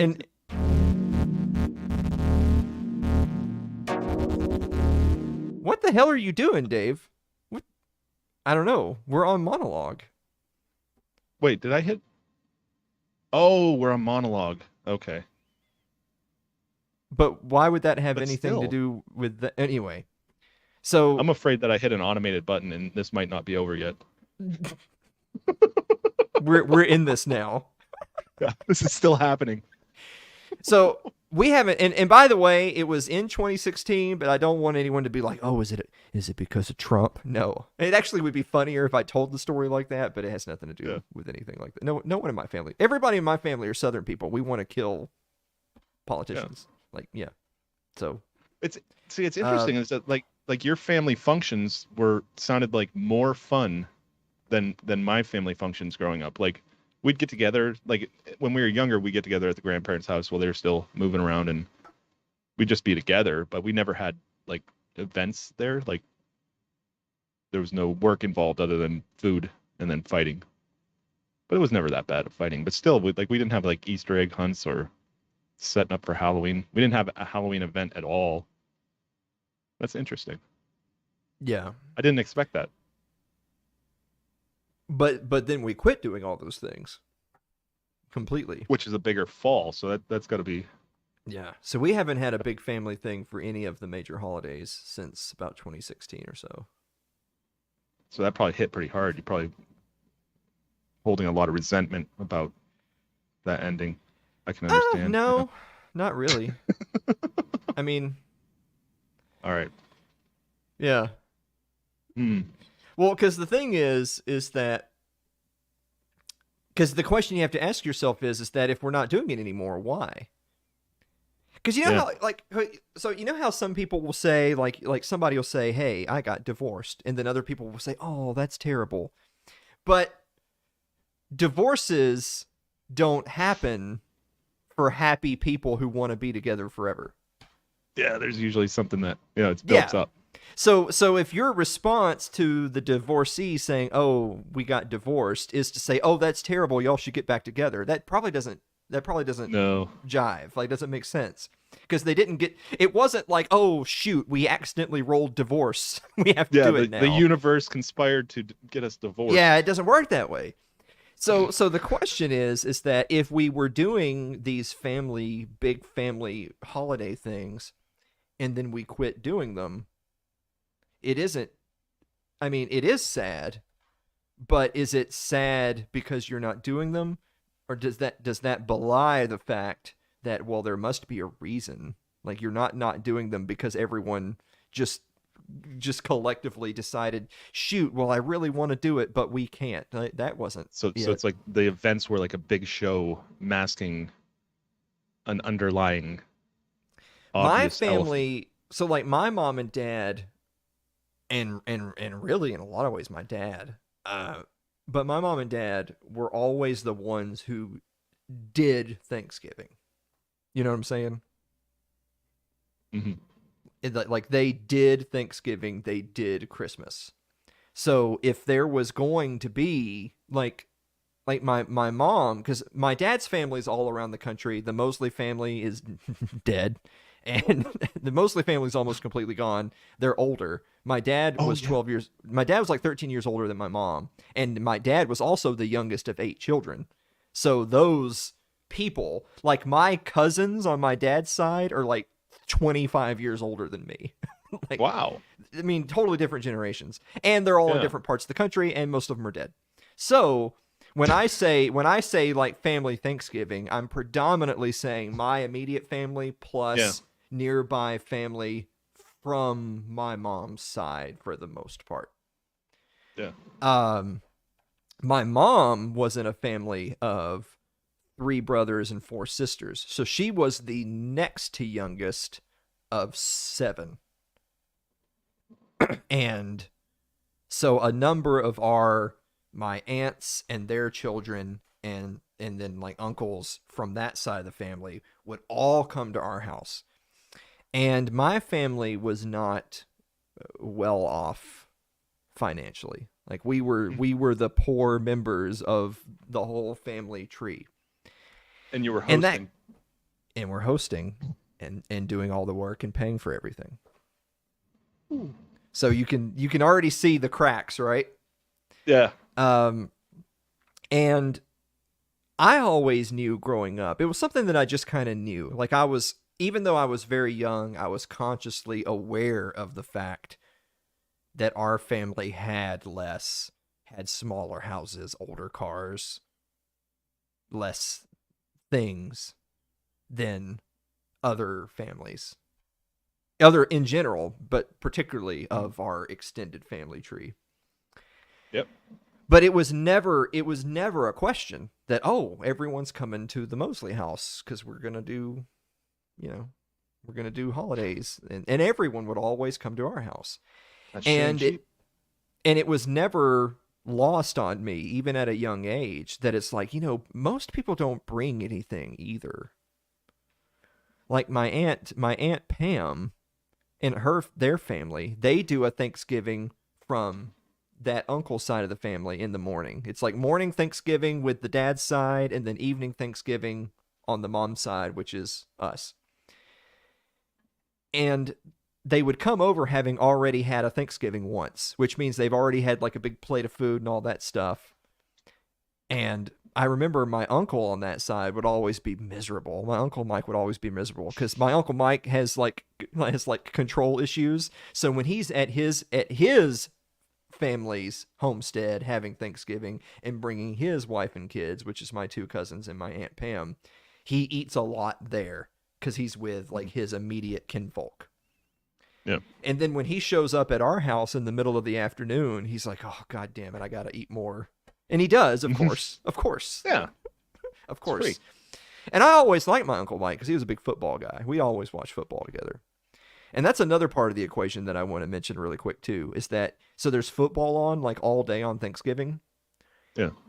Like half the men are just sitting in the living room in silence watching football, partly because it's on and that's a room to be in. We don't have that big of a house. It's a room to be in. Most of the rest of the family is in the dining room and kitchen, all packed in, either finishing up food prep and laughing and talking and whatever.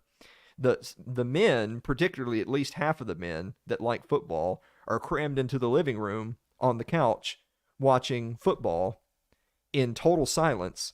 And it's not because they don't like each other or anything like that, but it's because they actually would rather just be sitting there watching football than visiting. You know what I mean? Yep. I know. And I'm not trying to be mean about it. I'm just saying it's just how it is. So it doesn't matter who's playing. If it's Detroit Lions versus the Cincinnati Bumblefucks, they would rather be watching that game than visiting with their family in the other room who's just loud and just wearing too much goddamn perfume and just, So anyway, so that's one part of it. And then I have a bunch of other random extended family. They always come over to our house. But that part of the family tree, that branch, they don't bring anything. If they bring pre-made mac and cheese in a tub, it's amazing. Like, oh my God, they brought something. Yeah. There might be, I take that back. In the last few years, they would bring a dessert, and the dessert they would bring is they would go to a place like O'Charlie's and get like a caramel pie and be like, we brought something. And it's not that it wasn't good. It's that in their minds, they contributed. We did the same thing as you. No, you didn't. No, you did not. Yeah. You didn't rip open the gravy packets and add a cup of water. Yeah, you didn't save up your gravy packets all year so that you could put up all your gravy packets into one. Yeah. I was proud of myself the other You did other not day. do the same thing. I made I made a pot roast, and I used the water from the pot roast to make my gravy packet, and it made it so much more like, it made it pop. Yeah. So anyway,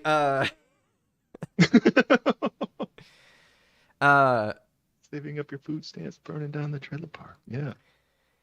And then when the younger generation got older, I had a couple of younger cousins. I'm the youngest in my immediate family. It's just me and my brother. I'm the youngest of us two. And of all the Mosleys, of all the offspring of the 8 Mosleys before us, my dad being the youngest of 8, I'm the youngest of the next generation. I'm the youngest you're Mosley. The annoying little baby. Yeah. I'm the youngest Mosley male in our tree on planet Earth. And you're the only one that can carry on the name. That's also true. We discussed that's Yep. That's it's something probably else. For the that's best. something else entirely. Yeah. That's something else completely. We can only talk about so much trauma in one. I have so many terrible jokes in my brain right now. No, you're supposed to be telling the terrible jokes if you got them. No, that's fine. No, that's fine. Well, we'll take turns. You tell one joke now, and then I'll... D3! Where's Aaron? Aaron would have taken care of this problem by now. Well, I was going to say that even if you don't think that you personally, your genetic material should go on into the future, who knows what kind of great things are in your family lineage that you should keep the name going. Mm-hmm. I mean, D3 you keeps probably on have some saying great check kids. your DMs, and I don't even know what platform he's talking about. He's a kid, so he's on Discord. I don't even have Discord up. I can't open it now. I know. That'll That's a lot of tear work. open the space-time continuum. Yeah. See, I learned. I used to try to message him on Facebook Messenger, and he's like, I don't look at that. And I'm like, okay. So I had to figure out Discord, which was confusing and scary for me at first, and now I've kind of gotten used to how it works. It's not very intuitive. It's kind of weird how Discord works. I keep trying to like go back to something, and I just end up closing the application.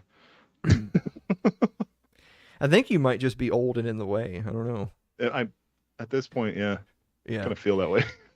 Okay, so anyway, fast forward to like 2016 thereabouts. The youngest generation are all grown up. And while there are now new young people, even most of those young people are older. Mm-hmm. Because some of the previous generation are now grandparents. There's very little patience in the room for young people. Like, this has become an older person's gathering because the family's getting older. Yeah, you're the only kid at the kiddie table. I mean, we never even had a kiddie table. Like, we never did that. Yeah, I don't think we did. We might have at Grandma and Grandpa's. Like, I remember being younger, we used to play like football, and we used to do all sorts of fun stuff at the holidays. We quit doing that stuff a long time ago. Like, this deteriorated over years to the point where then you get to 2016. So this was the last thing. In the last year or two that we had, Thanksgiving and Christmas in particular, my family had already reached kind of the breaking point of Critical mass. we really can't afford to keep doing this. At a minimum, people could contribute goods and services. Yeah. At a minimum, even below that, you could just like be like, "Hey, you spent $800 on groceries. Here's $100." You know. Yeah. And then we came up with an idea, and the idea is that, funny enough, you and I had this conversation earlier. Thanksgiving and Christmas are like the same goddamn thing, and it's a lot of work. It takes a lot of time and money. So what if we only do one of those? Like, let's say, for instance, we have Thanksgiving dinner, but then at Christmas, we do, like, finger foods. Like, let's do wings. Like, let's do, well, for either one, it doesn't matter. For one of them, we'll do the whole spread. For the other one, we'll do like meat and subs, like some sub A, sandwiches, some wings. a charcuterie board or whatever. Yeah, whatever the thing's called. Charcuterie. Charcuterie. Charcuterie. Chart. It's got cootie in there. I don't know. Yeah. Coochie. It's, yeah, coochie in there. Yeah. So anyway, why don't we do that? Because not only it'll save some money, it's still going to cost some money, but you guys contribute some money. We'll do like some sub sandwiches and some wings, and we'll watch the game. We'll do presents, but food will just be so much quicker and easier, to do.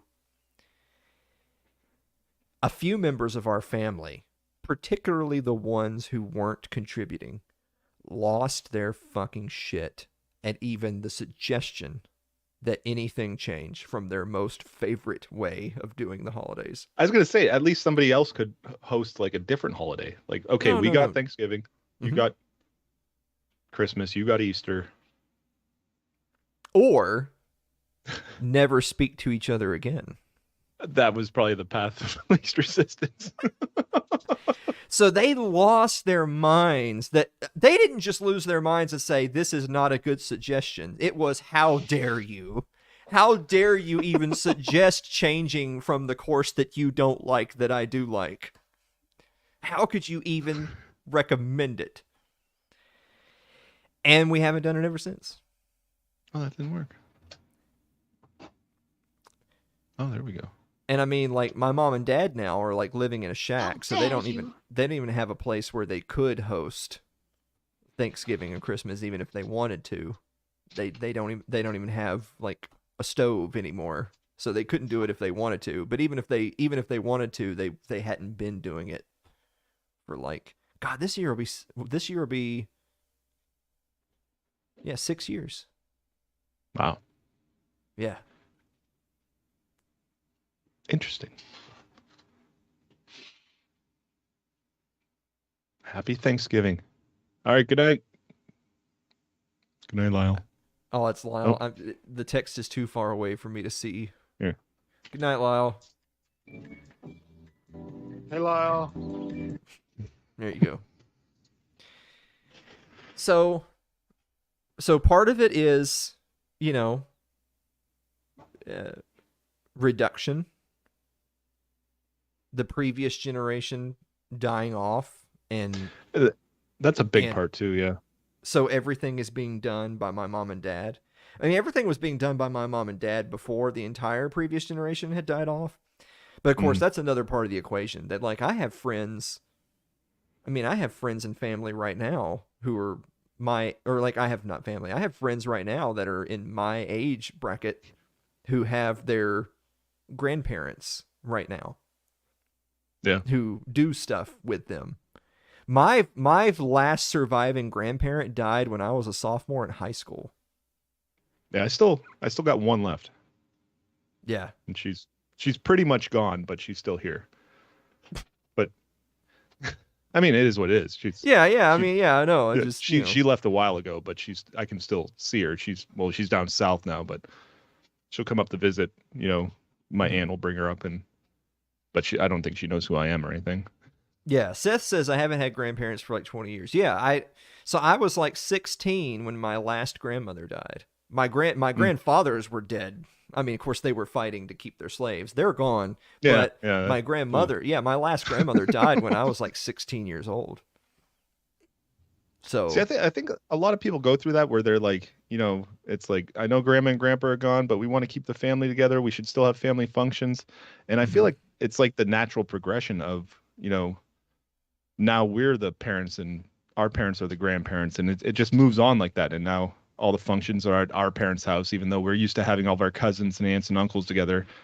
It's that doesn't stay forever. You move on to the next generation, and now your parents are the grandparents that are holding everything together. And because we get a lot of that with our cousins, because we were really close with our cousins. We'd always be together like all the time, and now we don't see each other as much. And we say it's because grandma and grandpa are gone, but I think it's just because now we have our families, and it's just the logistics of getting the whole family together is a lot, and it's just how life goes, you know. Now your kids will be saying, "Oh, since Grandma and Grandpa passed, we don't get together anymore," and then they have their families, and their families are getting together.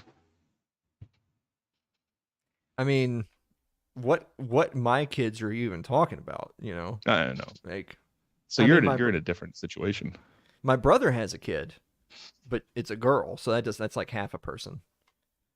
But Yeah, just a doesn't. rib. Yeah, he doesn't have a son. We don't have kids. Yeah, MC Lacey says my last one died this year. Yeah, my last one died in 2002. A long time ago. That's well, when did my grandpa die? He'd be almost 100 by now. He's stuck around for a long time. Oh my God, Carl. I'm sorry. Sorry. Well, yeah, that's a situation that perhaps has resolved itself. So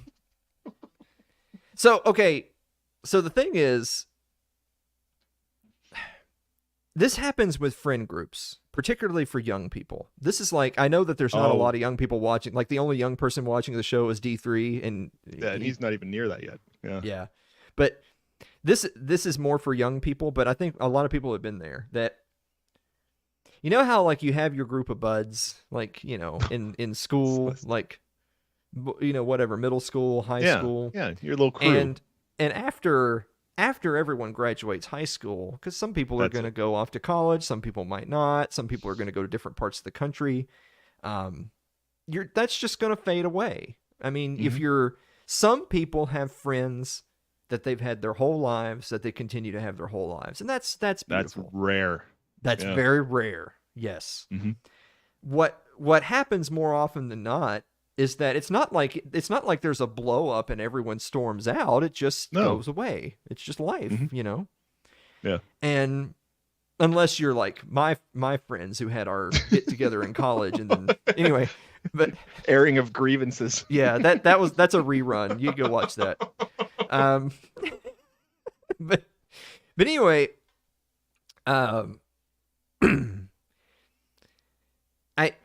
what I was getting at is that I think some people run into the occasion where they try to keep it together.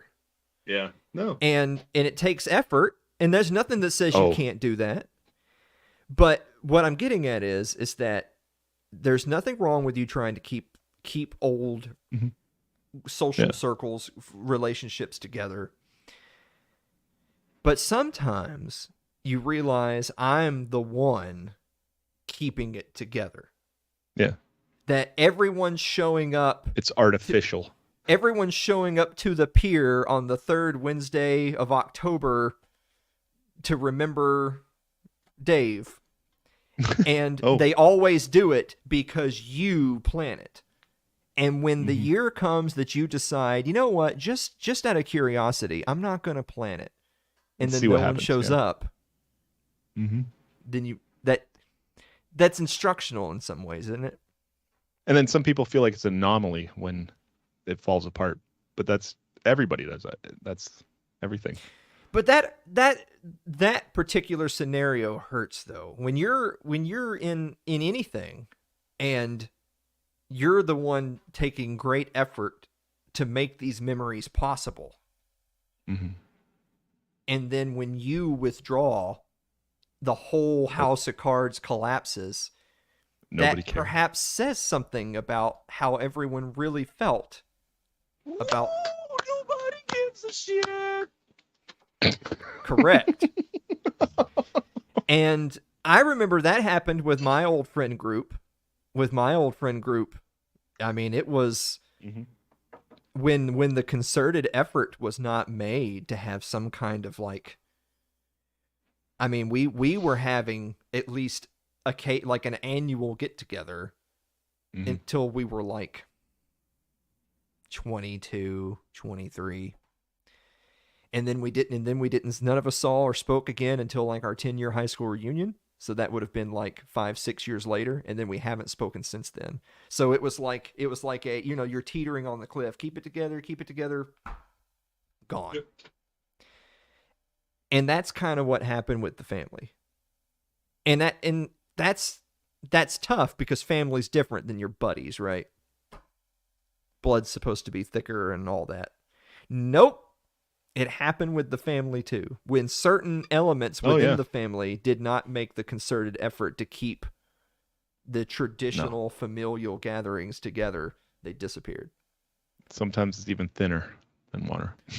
And then, of course, then that obviously comes back around to that graphic you played of, well, wait a minute. If we were taking such great pains to have all these traditional family gatherings, and then the 5 minutes that we took off from work, they just quit happening, what did that say about how all the family really felt about each other and how important these things were, and so on and so forth? And it might not even be animosity. It's just...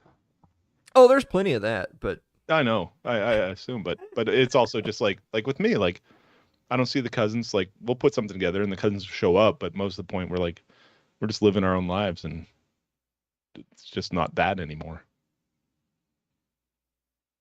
Yeah. I'm catching up with the comments here. So Celeste says, I can see her family being super, like, wholesome. Yeah. So Celeste is making the effort. So she is becoming the central point to restart and keep it together. And that's what you got. You got somebody in the family that did that. Like Granny would do that, or Grandma would do that, or and then when they stop, nobody's going to put the effort in. And so it 400, bro. Bring those to the next year's live show, and me and Dave will eat 400. I swear. It's like Celeste doesn't even have a ski in her name, and she makes me feel like not a real Pollock.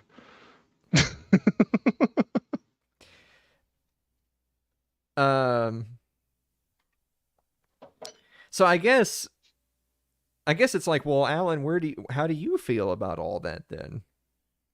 I should have asked that. Yeah, no. Okay. No, I'm just reading random things on my screen over here. So anyway, checking your email. Yeah, I'm just checking. I had to check my email. I'm trying to get a job here, Dave. Leave me the fuck alone. I understand. Yeah. Okay. Yeah. So anyway, so weird. Yeah. No, I'm done. It's over. It's too late now. Who even cares? Like, all these people can't know about your show. What's going on? Apparently, we were more popular than we thought we were. I know. we're really big in corporate America. But they're not signed up for our Patreon, I know, assholes. They're just monitoring. Yeah. We're being monitored now.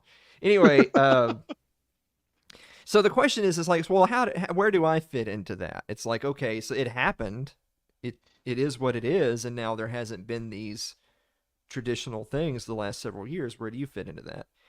I mean, and I guess it's kind of a weird gray area where, like, my immediate family doesn't and can't do it anymore. Even if it was just going to be for us, they can't do it anymore. It's not possible. Mm-hmm. I mean, we still see each other, 5. but there's not going to be like these big get-togethers or anything. Yeah. Like it is now, funerals and weddings, Yeah. But I also think, well, of course I have Anna Kay now, and so my first thought is, what are we going to do this year? You know, like my first thought is not, oh my God, is my Aunt Pam coming to Thanksgiving? No, my first thought is, what are me and Anna Kay are going to do this year? And of course, there's that element of, of course, she has family, obviously, not a ton, but she has some family, and they have their Thanksgivings and stuff like that. And I usually don't go to those because, that just sounds awful. But we will do something together.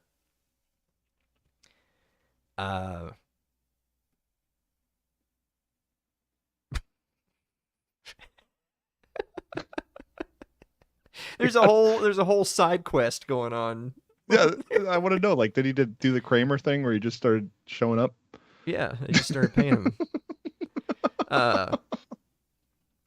And Actually, that was when I checked my phone right at the end of the show. That's what I was checking. So I was getting her schedule for tomorrow. So it's like, okay, Mm. when are you going to be done with your family's like little kind of like limited Thanksgiving thing? And Now, then why she'll aren't you there for that? Oh, Dave. Oh, It's an Dave. honest question. I mean, I I mean, I I know you're not know. married yet, but you cleave onto your wife, and now you are one. Yeah, oh, Dave. Remember what I said about how there's only so much room in one episode? Well, Like, I am filling out this form that I got yeah. here. Well, last week's episode, or was it 2 weeks ago's episode, was me sowing my wild oats. This week's episode Yeah. is about family, Thanksgiving, and Christmas. Some other episode will be will be that. Long story short, her immediate family hates me like terribly. Oh, They hate me a lot. I So can- her father passed away. He went to his grave hating me. So there's some issues there with me oh, you showing. did that. Yeah. What do you mean you did that? I didn't do it. I didn't. Wait, what do you mean by that?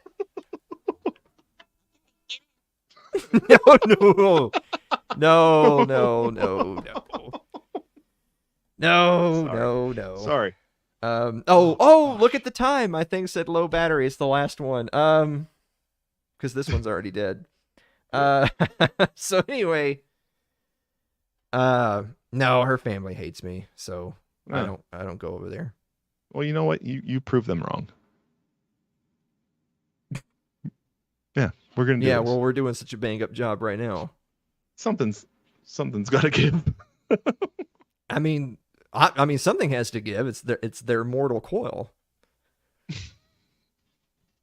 So anyway, God, it's so good that Anna Kay doesn't watch this show, Ah, right? that's how I feel about Mary. Like, oh, if she watched this show, And then you see pop up. Did you say my name? I think I just heard her say something. Yeah.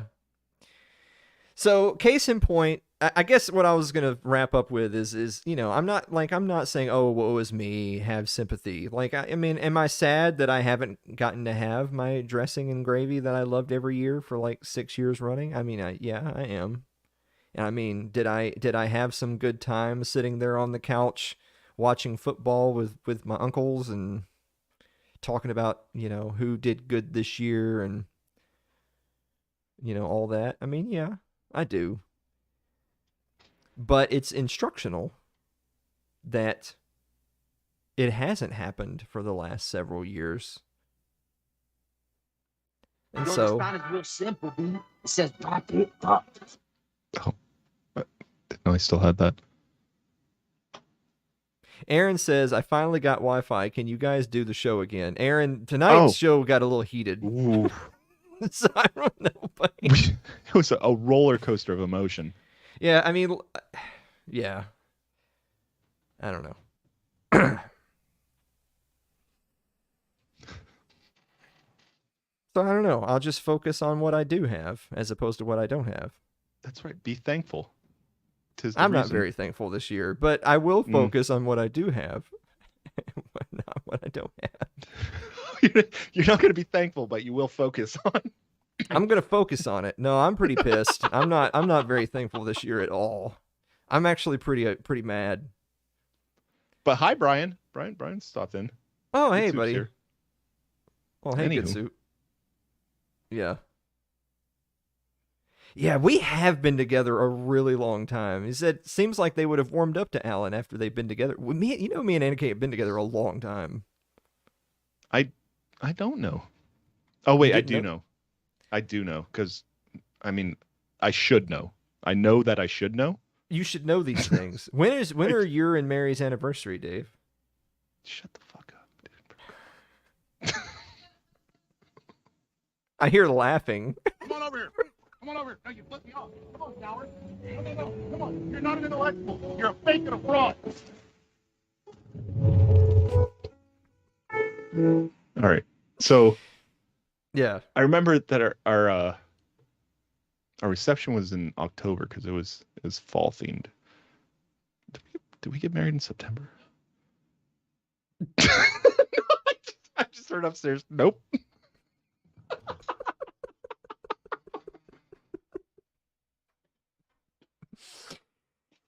I have way more RAM than storage. Like I can process things in the moment, but once it's gone, it's gone. Yeah. No, I know. I understand. Yeah. I mean, you don't have to explain it to me. You have to explain it to someone else. You don't have to explain it to me. So anyway, yeah, no, me and NK got together. I'm literally embarrassed. It's like it's a running joke, but it's still true. Like I can't remember shit. She's 1 year younger than me. We went to separate colleges. I came back from college after my sophomore year at Maryville, and it was after her freshman year at Samford, and that's when we first got together. So I would have been 20, and I'm now 37. Wow. And they still hate me. Oh, there's still time. I mean, they haven't all died for half yet. of them, yeah. But yeah.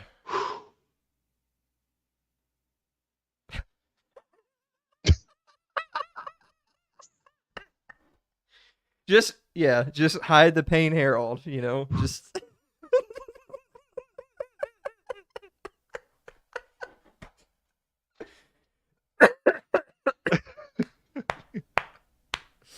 I ran out of drink a long time ago. I need a drink really bad.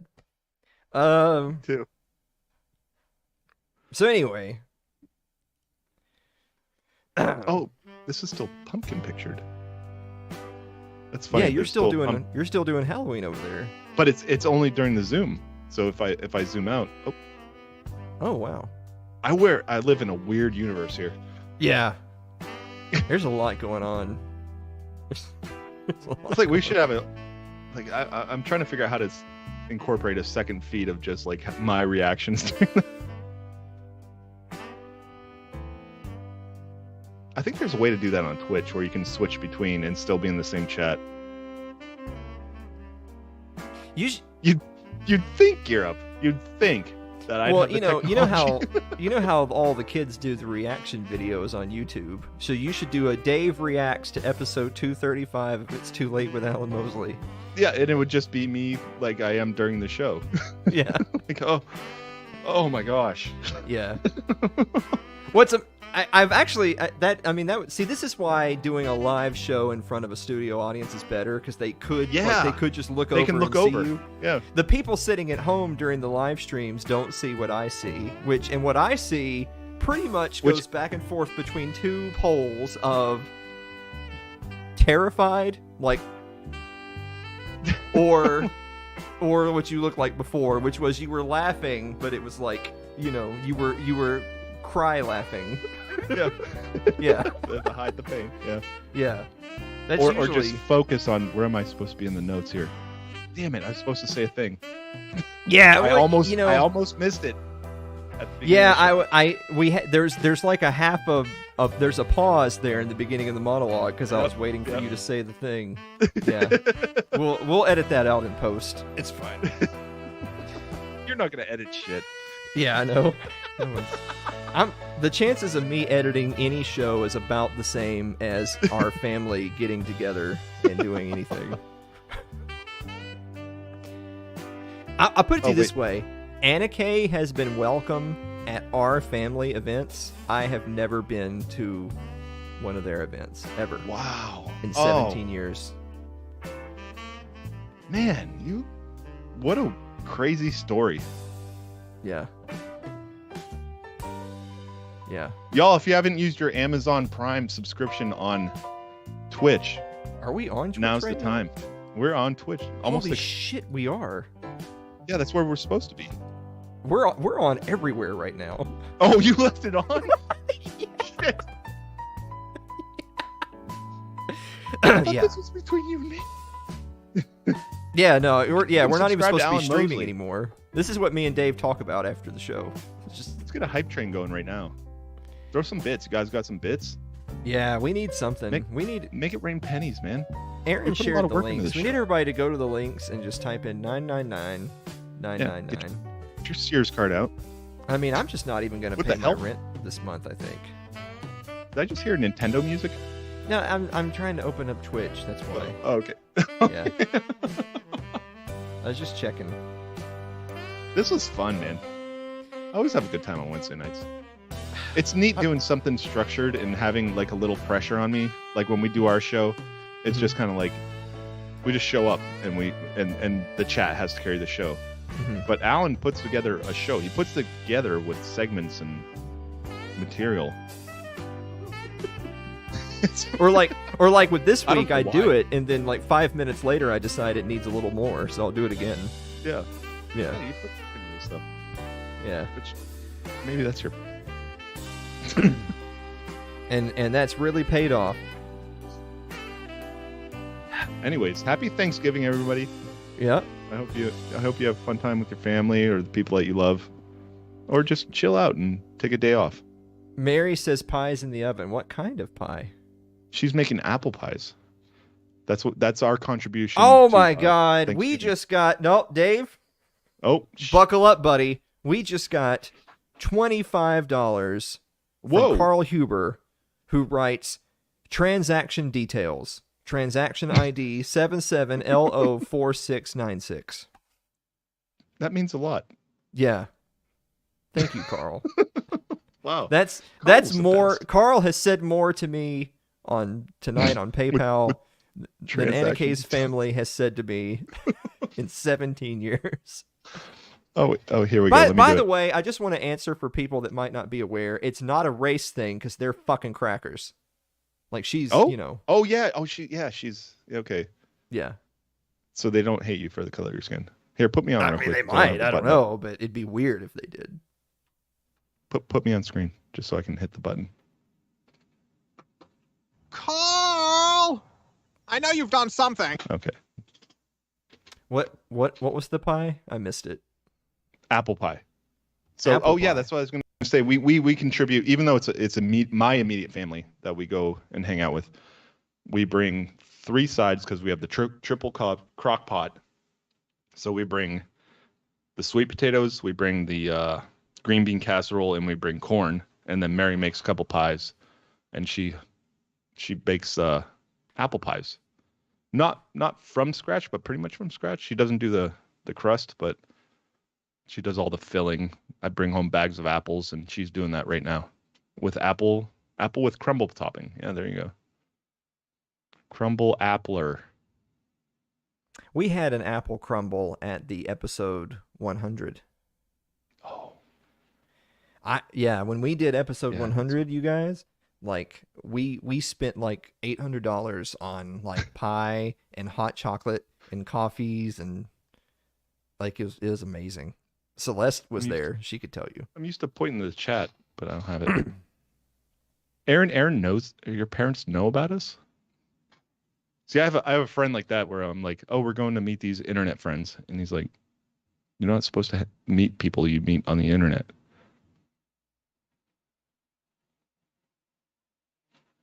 I mean, that's how it used to be, but if it were Yeah. like that now, it would basically just be me and Anna Kay, and that'd be it. That would be pretty much all. Oh my gosh, Aaron's dad has watched our show. It's insane. Oh, that's creepy. Yeah. I always get terrified when people watch our show. Like my sister showed up Friday night, and I'm like, and then it makes me think about how am I conducting myself? Like, I should treat every week like my sister's watching.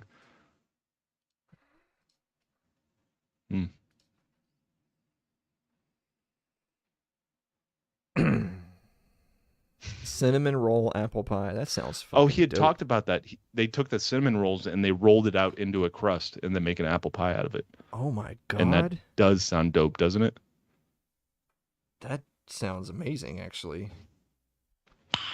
Nice. That might actually be a pie that I would eat because I don't really like pie crust. That's why I don't eat pie. I agree. Like you put up with the crust for what's inside. Yeah, there's a lot of jokes. Yeah.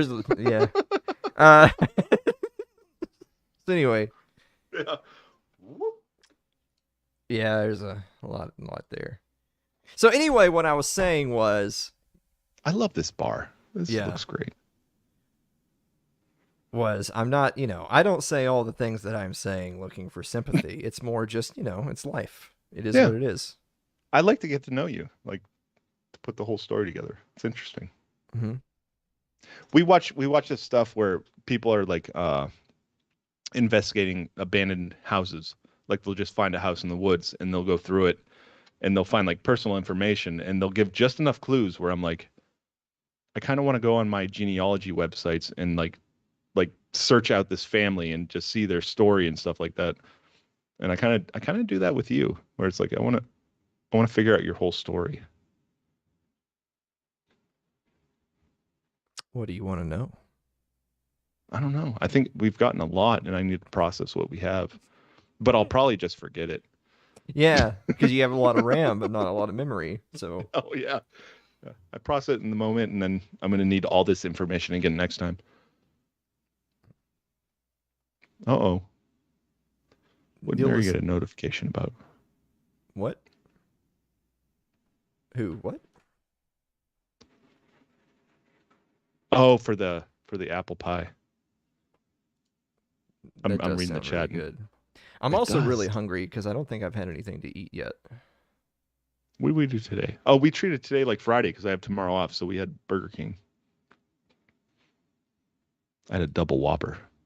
I'm off the diet. Like I'm gaining weight quick. Oh no, Dave. No. Yeah. It's and yeah. Like I'm so good at gaining weight. Yeah. Yeah, it's easy to do. Yeah, Mary, that's what I was just about to say is that I didn't have a Whopper, but you know the Italian chicken sandwich at Burger King? I know of it. Okay. Have you had it? Hold on, I gotta delete something here, David. Yeah, he wants you to delete my System 32. Minimize. Yeah. I'll just I'll just close VNC. I'll just shut it down. That's probably for the best. Yeah. No. So the Italian crispy chicken sandwich at Burger King is the best thing on the menu. That's the only time I even go to Burger King. Really? When that's there because it's seasonal. And I did have one. So it's like a chicken parmesan, right? It's got spaghetti sauce on it. Carl probably. Always added tomato. So Carl, I don't know. I mean, I'm assuming it's nationwide. I don't know why it wouldn't be, but I had one yesterday. They're there now. I just had one. It was dope. Did you ever have the Impossible? Oh, you did the Impossible Burger. Yeah, me and Blake had the Impossible Whopper taste test live on the show. Yeah. How'd that come out? I mean, no, I mean not how it came out, but was it okay? No, it's awful. Okay. But I'm open to it. Like I'm open to like lab grown meat. Like if it's cheaper and it's good, I'm down. Yeah, but it's not lab grown meat. It's plant. No, it's veggies. Impossible. Yeah. But I'm just saying, like I'm willing to give progress a chance. No, what I was going to say is that if you go back and watch that episode when we did the taste test, I said in the episode that it actually does taste a lot like a Whopper, but that's also why I think it's terrible because Whoppers suck. Oh.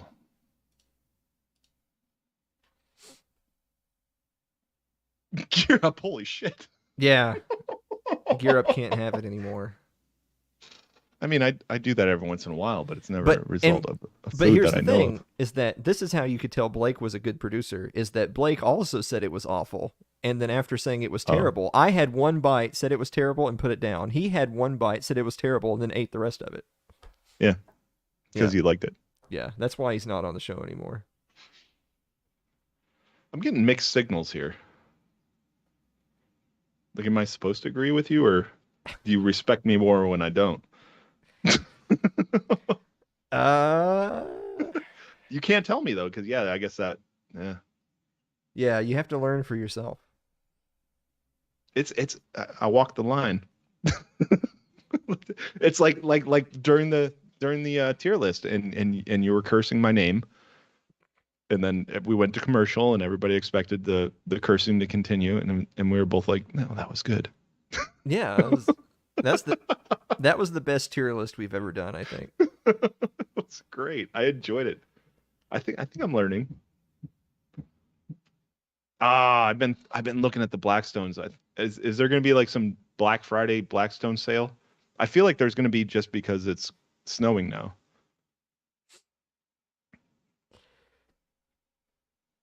I need that griddle in my life. Is this stream still on? I never know, because we just keep talking like this after the show ends, and you Well, didn't I tell me can't it tell if ended. the people in the chat are talking to us. I think they're just talking amongst themselves. I think it's a little bit of both. Yeah. And Little D3 is the exclusive tier list maker of It's Too Late with Alan Mosley. Yeah, D3, we literally started the segment by me saying, man, that's a good looking tier list. Who made that, Dave? Do you remember? He's gotten good too. He crops all the pictures so that they're the same shape, and they're the same thing. Yeah. Yeah, Seth streams, but he's in the zone. He's just focusing on what he's doing. He's just talking to himself. And if someone responds, he gets excited. And usually it's me responding with something, something colorful. Colorful. That's yeah. Really nice. Lacey lives near where I work. I could go there and make my breakfast and then take it to work. Make a scrambler or something. Yeah. Oh, I got another rejection letter while we were doing the show. Oh, wow. I don't understand. There's so many help wanted signs everywhere. Yeah. So this one apparently they don't really want help. Yeah. They're like, help wanted. I'll help. Yeah, so all those different merchandising companies like Merchandisers on Demand and Crossmark and Footprint and TGS, like TeePublic? Like all the different merchandisers that they're the people who go like TeePublic / Lee Relate Night? No, merchandisers. The people who go, all those people you see going in, like Pepsi and Coca-Cola have merchandisers. They go around.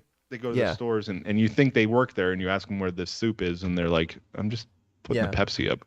Okay, yeah. So listen to this, ladies and gentlemen. So I actually have multiple years experience as a merchandiser, because after I closed my printing business, but long before you see me here today, I was a merchandiser for Scott's Miracle-Gro, which in the industry is like one of the leaders, because they would do the resets of grass seed, chemicals, all that stuff. If you're a merchandiser for Scott's Miracle-Gro, you're hardcore. Yeah. Merchandisers on Demand, who was hiring something like 20 people for the position right now, has decided to move on from my application at this time. What is wrong with you? I don't know. I guess I'm a convicted felon. I don't know. No, even they want those, because I think they get government subsidies for hiring. They want those things. But yeah, I actually just got another rejection letter for a entry-level labor position, desperately hiring. That was to go along with the one I sent y'all earlier, where there was a new company opening here, and they have a printing department, and they were hiring for their printing department. And I owned and operated a printing company for 7 years. And they rejected my application. I'm not laughing at your... It's ridiculous. Like, there's help wanted everywhere, and it doesn't make any sense. Like, not all of these people could have seen It's Too Late. What is going on?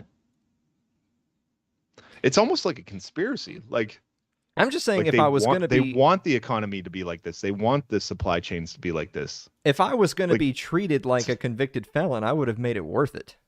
Yeah, you would have committed a felony. Yeah. How deep does this go? Well, what's funny is, like, since we brought up this bag of worms, this is really Carl's fault, because when Carl donated, that extended the show. Otherwise, we would have quit Here we are. Yeah. So thanks, Carl. Actually, thanks, Carl. You know what? All of you guys should be thanking Carl, because you get more Dave and Alan goodness. And it's just getting worse, because I should have stopped a while ago. Yeah. Well, you don't work tomorrow, Dave, so it's fine. Okay, yeah. I was gonna say I have to get up early, but it's not 5:30 early. Ooh. Yeah. Yeah, For me, that's when my 5:30 is morning just starts. don't go to bed. Just stay up. Yeah, that's my morning. Yeah. The alarm. I've been doing day shift for like a decade, and I'm still not used to it. Like, Yeah. Um. So anyway, what were we talking about? Oh, the job thing. So yeah, I actually posted a thread on Twitter where I posted some info about us, about the show, about what I mean. Yeah. I do that every week because we advertise the show, but yeah, but it's a solid show. But I posted about what we do. Like, look at regardless all of the content. look at all that we do, and look at what I've done. I've been a vice president of a nonprofit. I was a vice president of a nonprofit when I was in my late 20s. Yeah, that's. I opened my nerd. own business. Fucking nerd. At 20, right? If Ryan were here, fucking nerd. I opened a business when I had just turned, or when I was about to turn. No, yeah, I had just turned 22 years old. I opened a printing company. So this ain't no like selling T-shirts online. I had a brick and mortar business. Yeah, you had the machines. Yeah, with like $250,000 pieces, like presses. Clap for that, you stupid bastard. Yeah, and I did that for 7 years. Of course, there's the merchandiser thing, but that's not glamorous. But it was, it was good, honest work. I've worked in printing for other people, like as a consultant and as a manager. And I'm not counting like a dozen other weird random jobs that I've had, but I've had other jobs. And then of course more recently, at one point in time I was working in the nonprofit sector again as a organizer. And then that position got eliminated, and I went back to working for Scott's Miracle Grow, and then that position got eliminated. And then I started working with Blake, managing the studio. Yeah. And then after the lockdowns, that got eliminated. And then I started working basically a side gig with the 10th Amendment Center as a policy researcher and doing this, but needing more than that. And in the time that I have been looking for something else to add to that, because I'm perfectly content to have 2 or 3 or 4 different gigs combined, there's nothing wrong with that. No. In the time that I was trying to do that, I actually got less. So I'm making less now as opposed to more a year after that.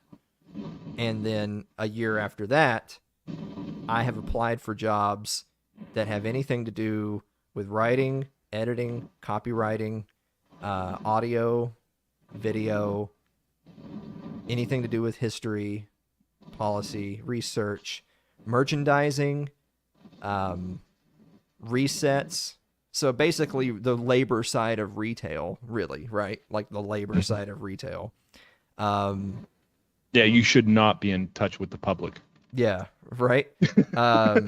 Content moderation, and printing, back into printing. And I have, in just this month, submitted about just over 36 resumes and CVs. 38, so a couple more than 36. And of those 38, most of them never responded. Of the 12 that responded, they were all rejection letters. I know for a fact right now, of about half of the dozen places that rejected me, they still say they're hiring right now.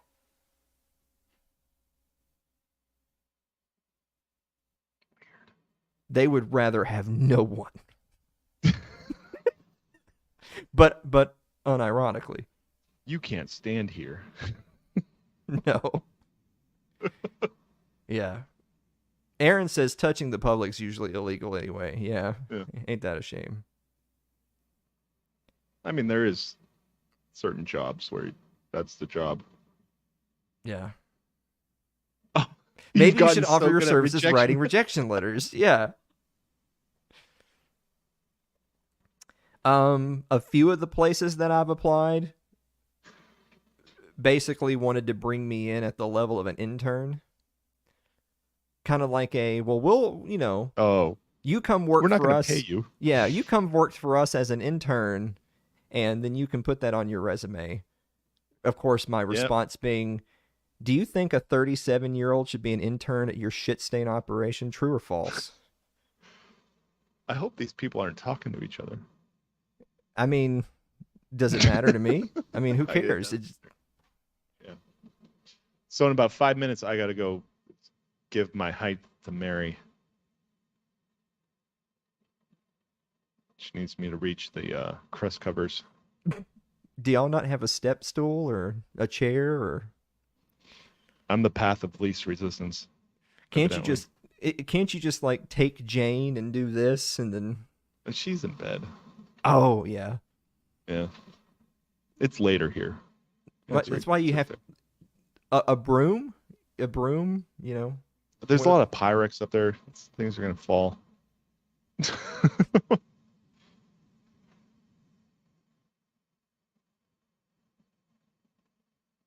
But anyway, the reason I brought up any of that was that we did that thread on Twitter just sort of talking out loud about I have all of this experience in my 37 years of life, ranging from a lot of different industries, office, blue collar, white collar, manual labor, not. I love Wabi. Wabi knows the code. Yeah.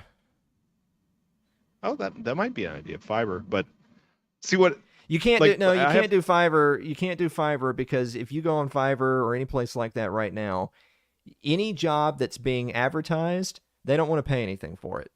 If Yeah. people are coming to you because you're advertising your services, there are 8,700 people from Bangladesh that'll do it for 15 cents. Yeah. It just and I'm not like I'm that's good for them. Like I've gotten stuff on Fiverr before from people who talk like this and they do a great job and whatever, but I ain't doing shit on Fiverr that's going to take me like 20 hours to perform Yeah. and you pay me Yeah. $15. It's not going to happen. See, So- I have friends who are like in kind of your same position, but they're like, oh, that job, that's beneath me. And but for you, like you're willing to do those jobs and they will not hire you for some reason. It's so weird. I just enjoyed Mary's comment that said they're placed in a way that I can't use the knife like I usually do. Yeah. I know what she means. There's that shelf that's exclusively for me. No, I'm enjoying the fact that she operates around the house with a knife. Yeah. A lot of the child discipline Mm-hmm. gets them in line pretty quick. Start waving the knife around. So I mean, I actually have, believe it or not, I have a friend who's in HR, and I had talked to them about, hey, like, can you? Because I don't want to have to pay for it, and it's kind of like a touchy / no thing. Can you run a background check on me?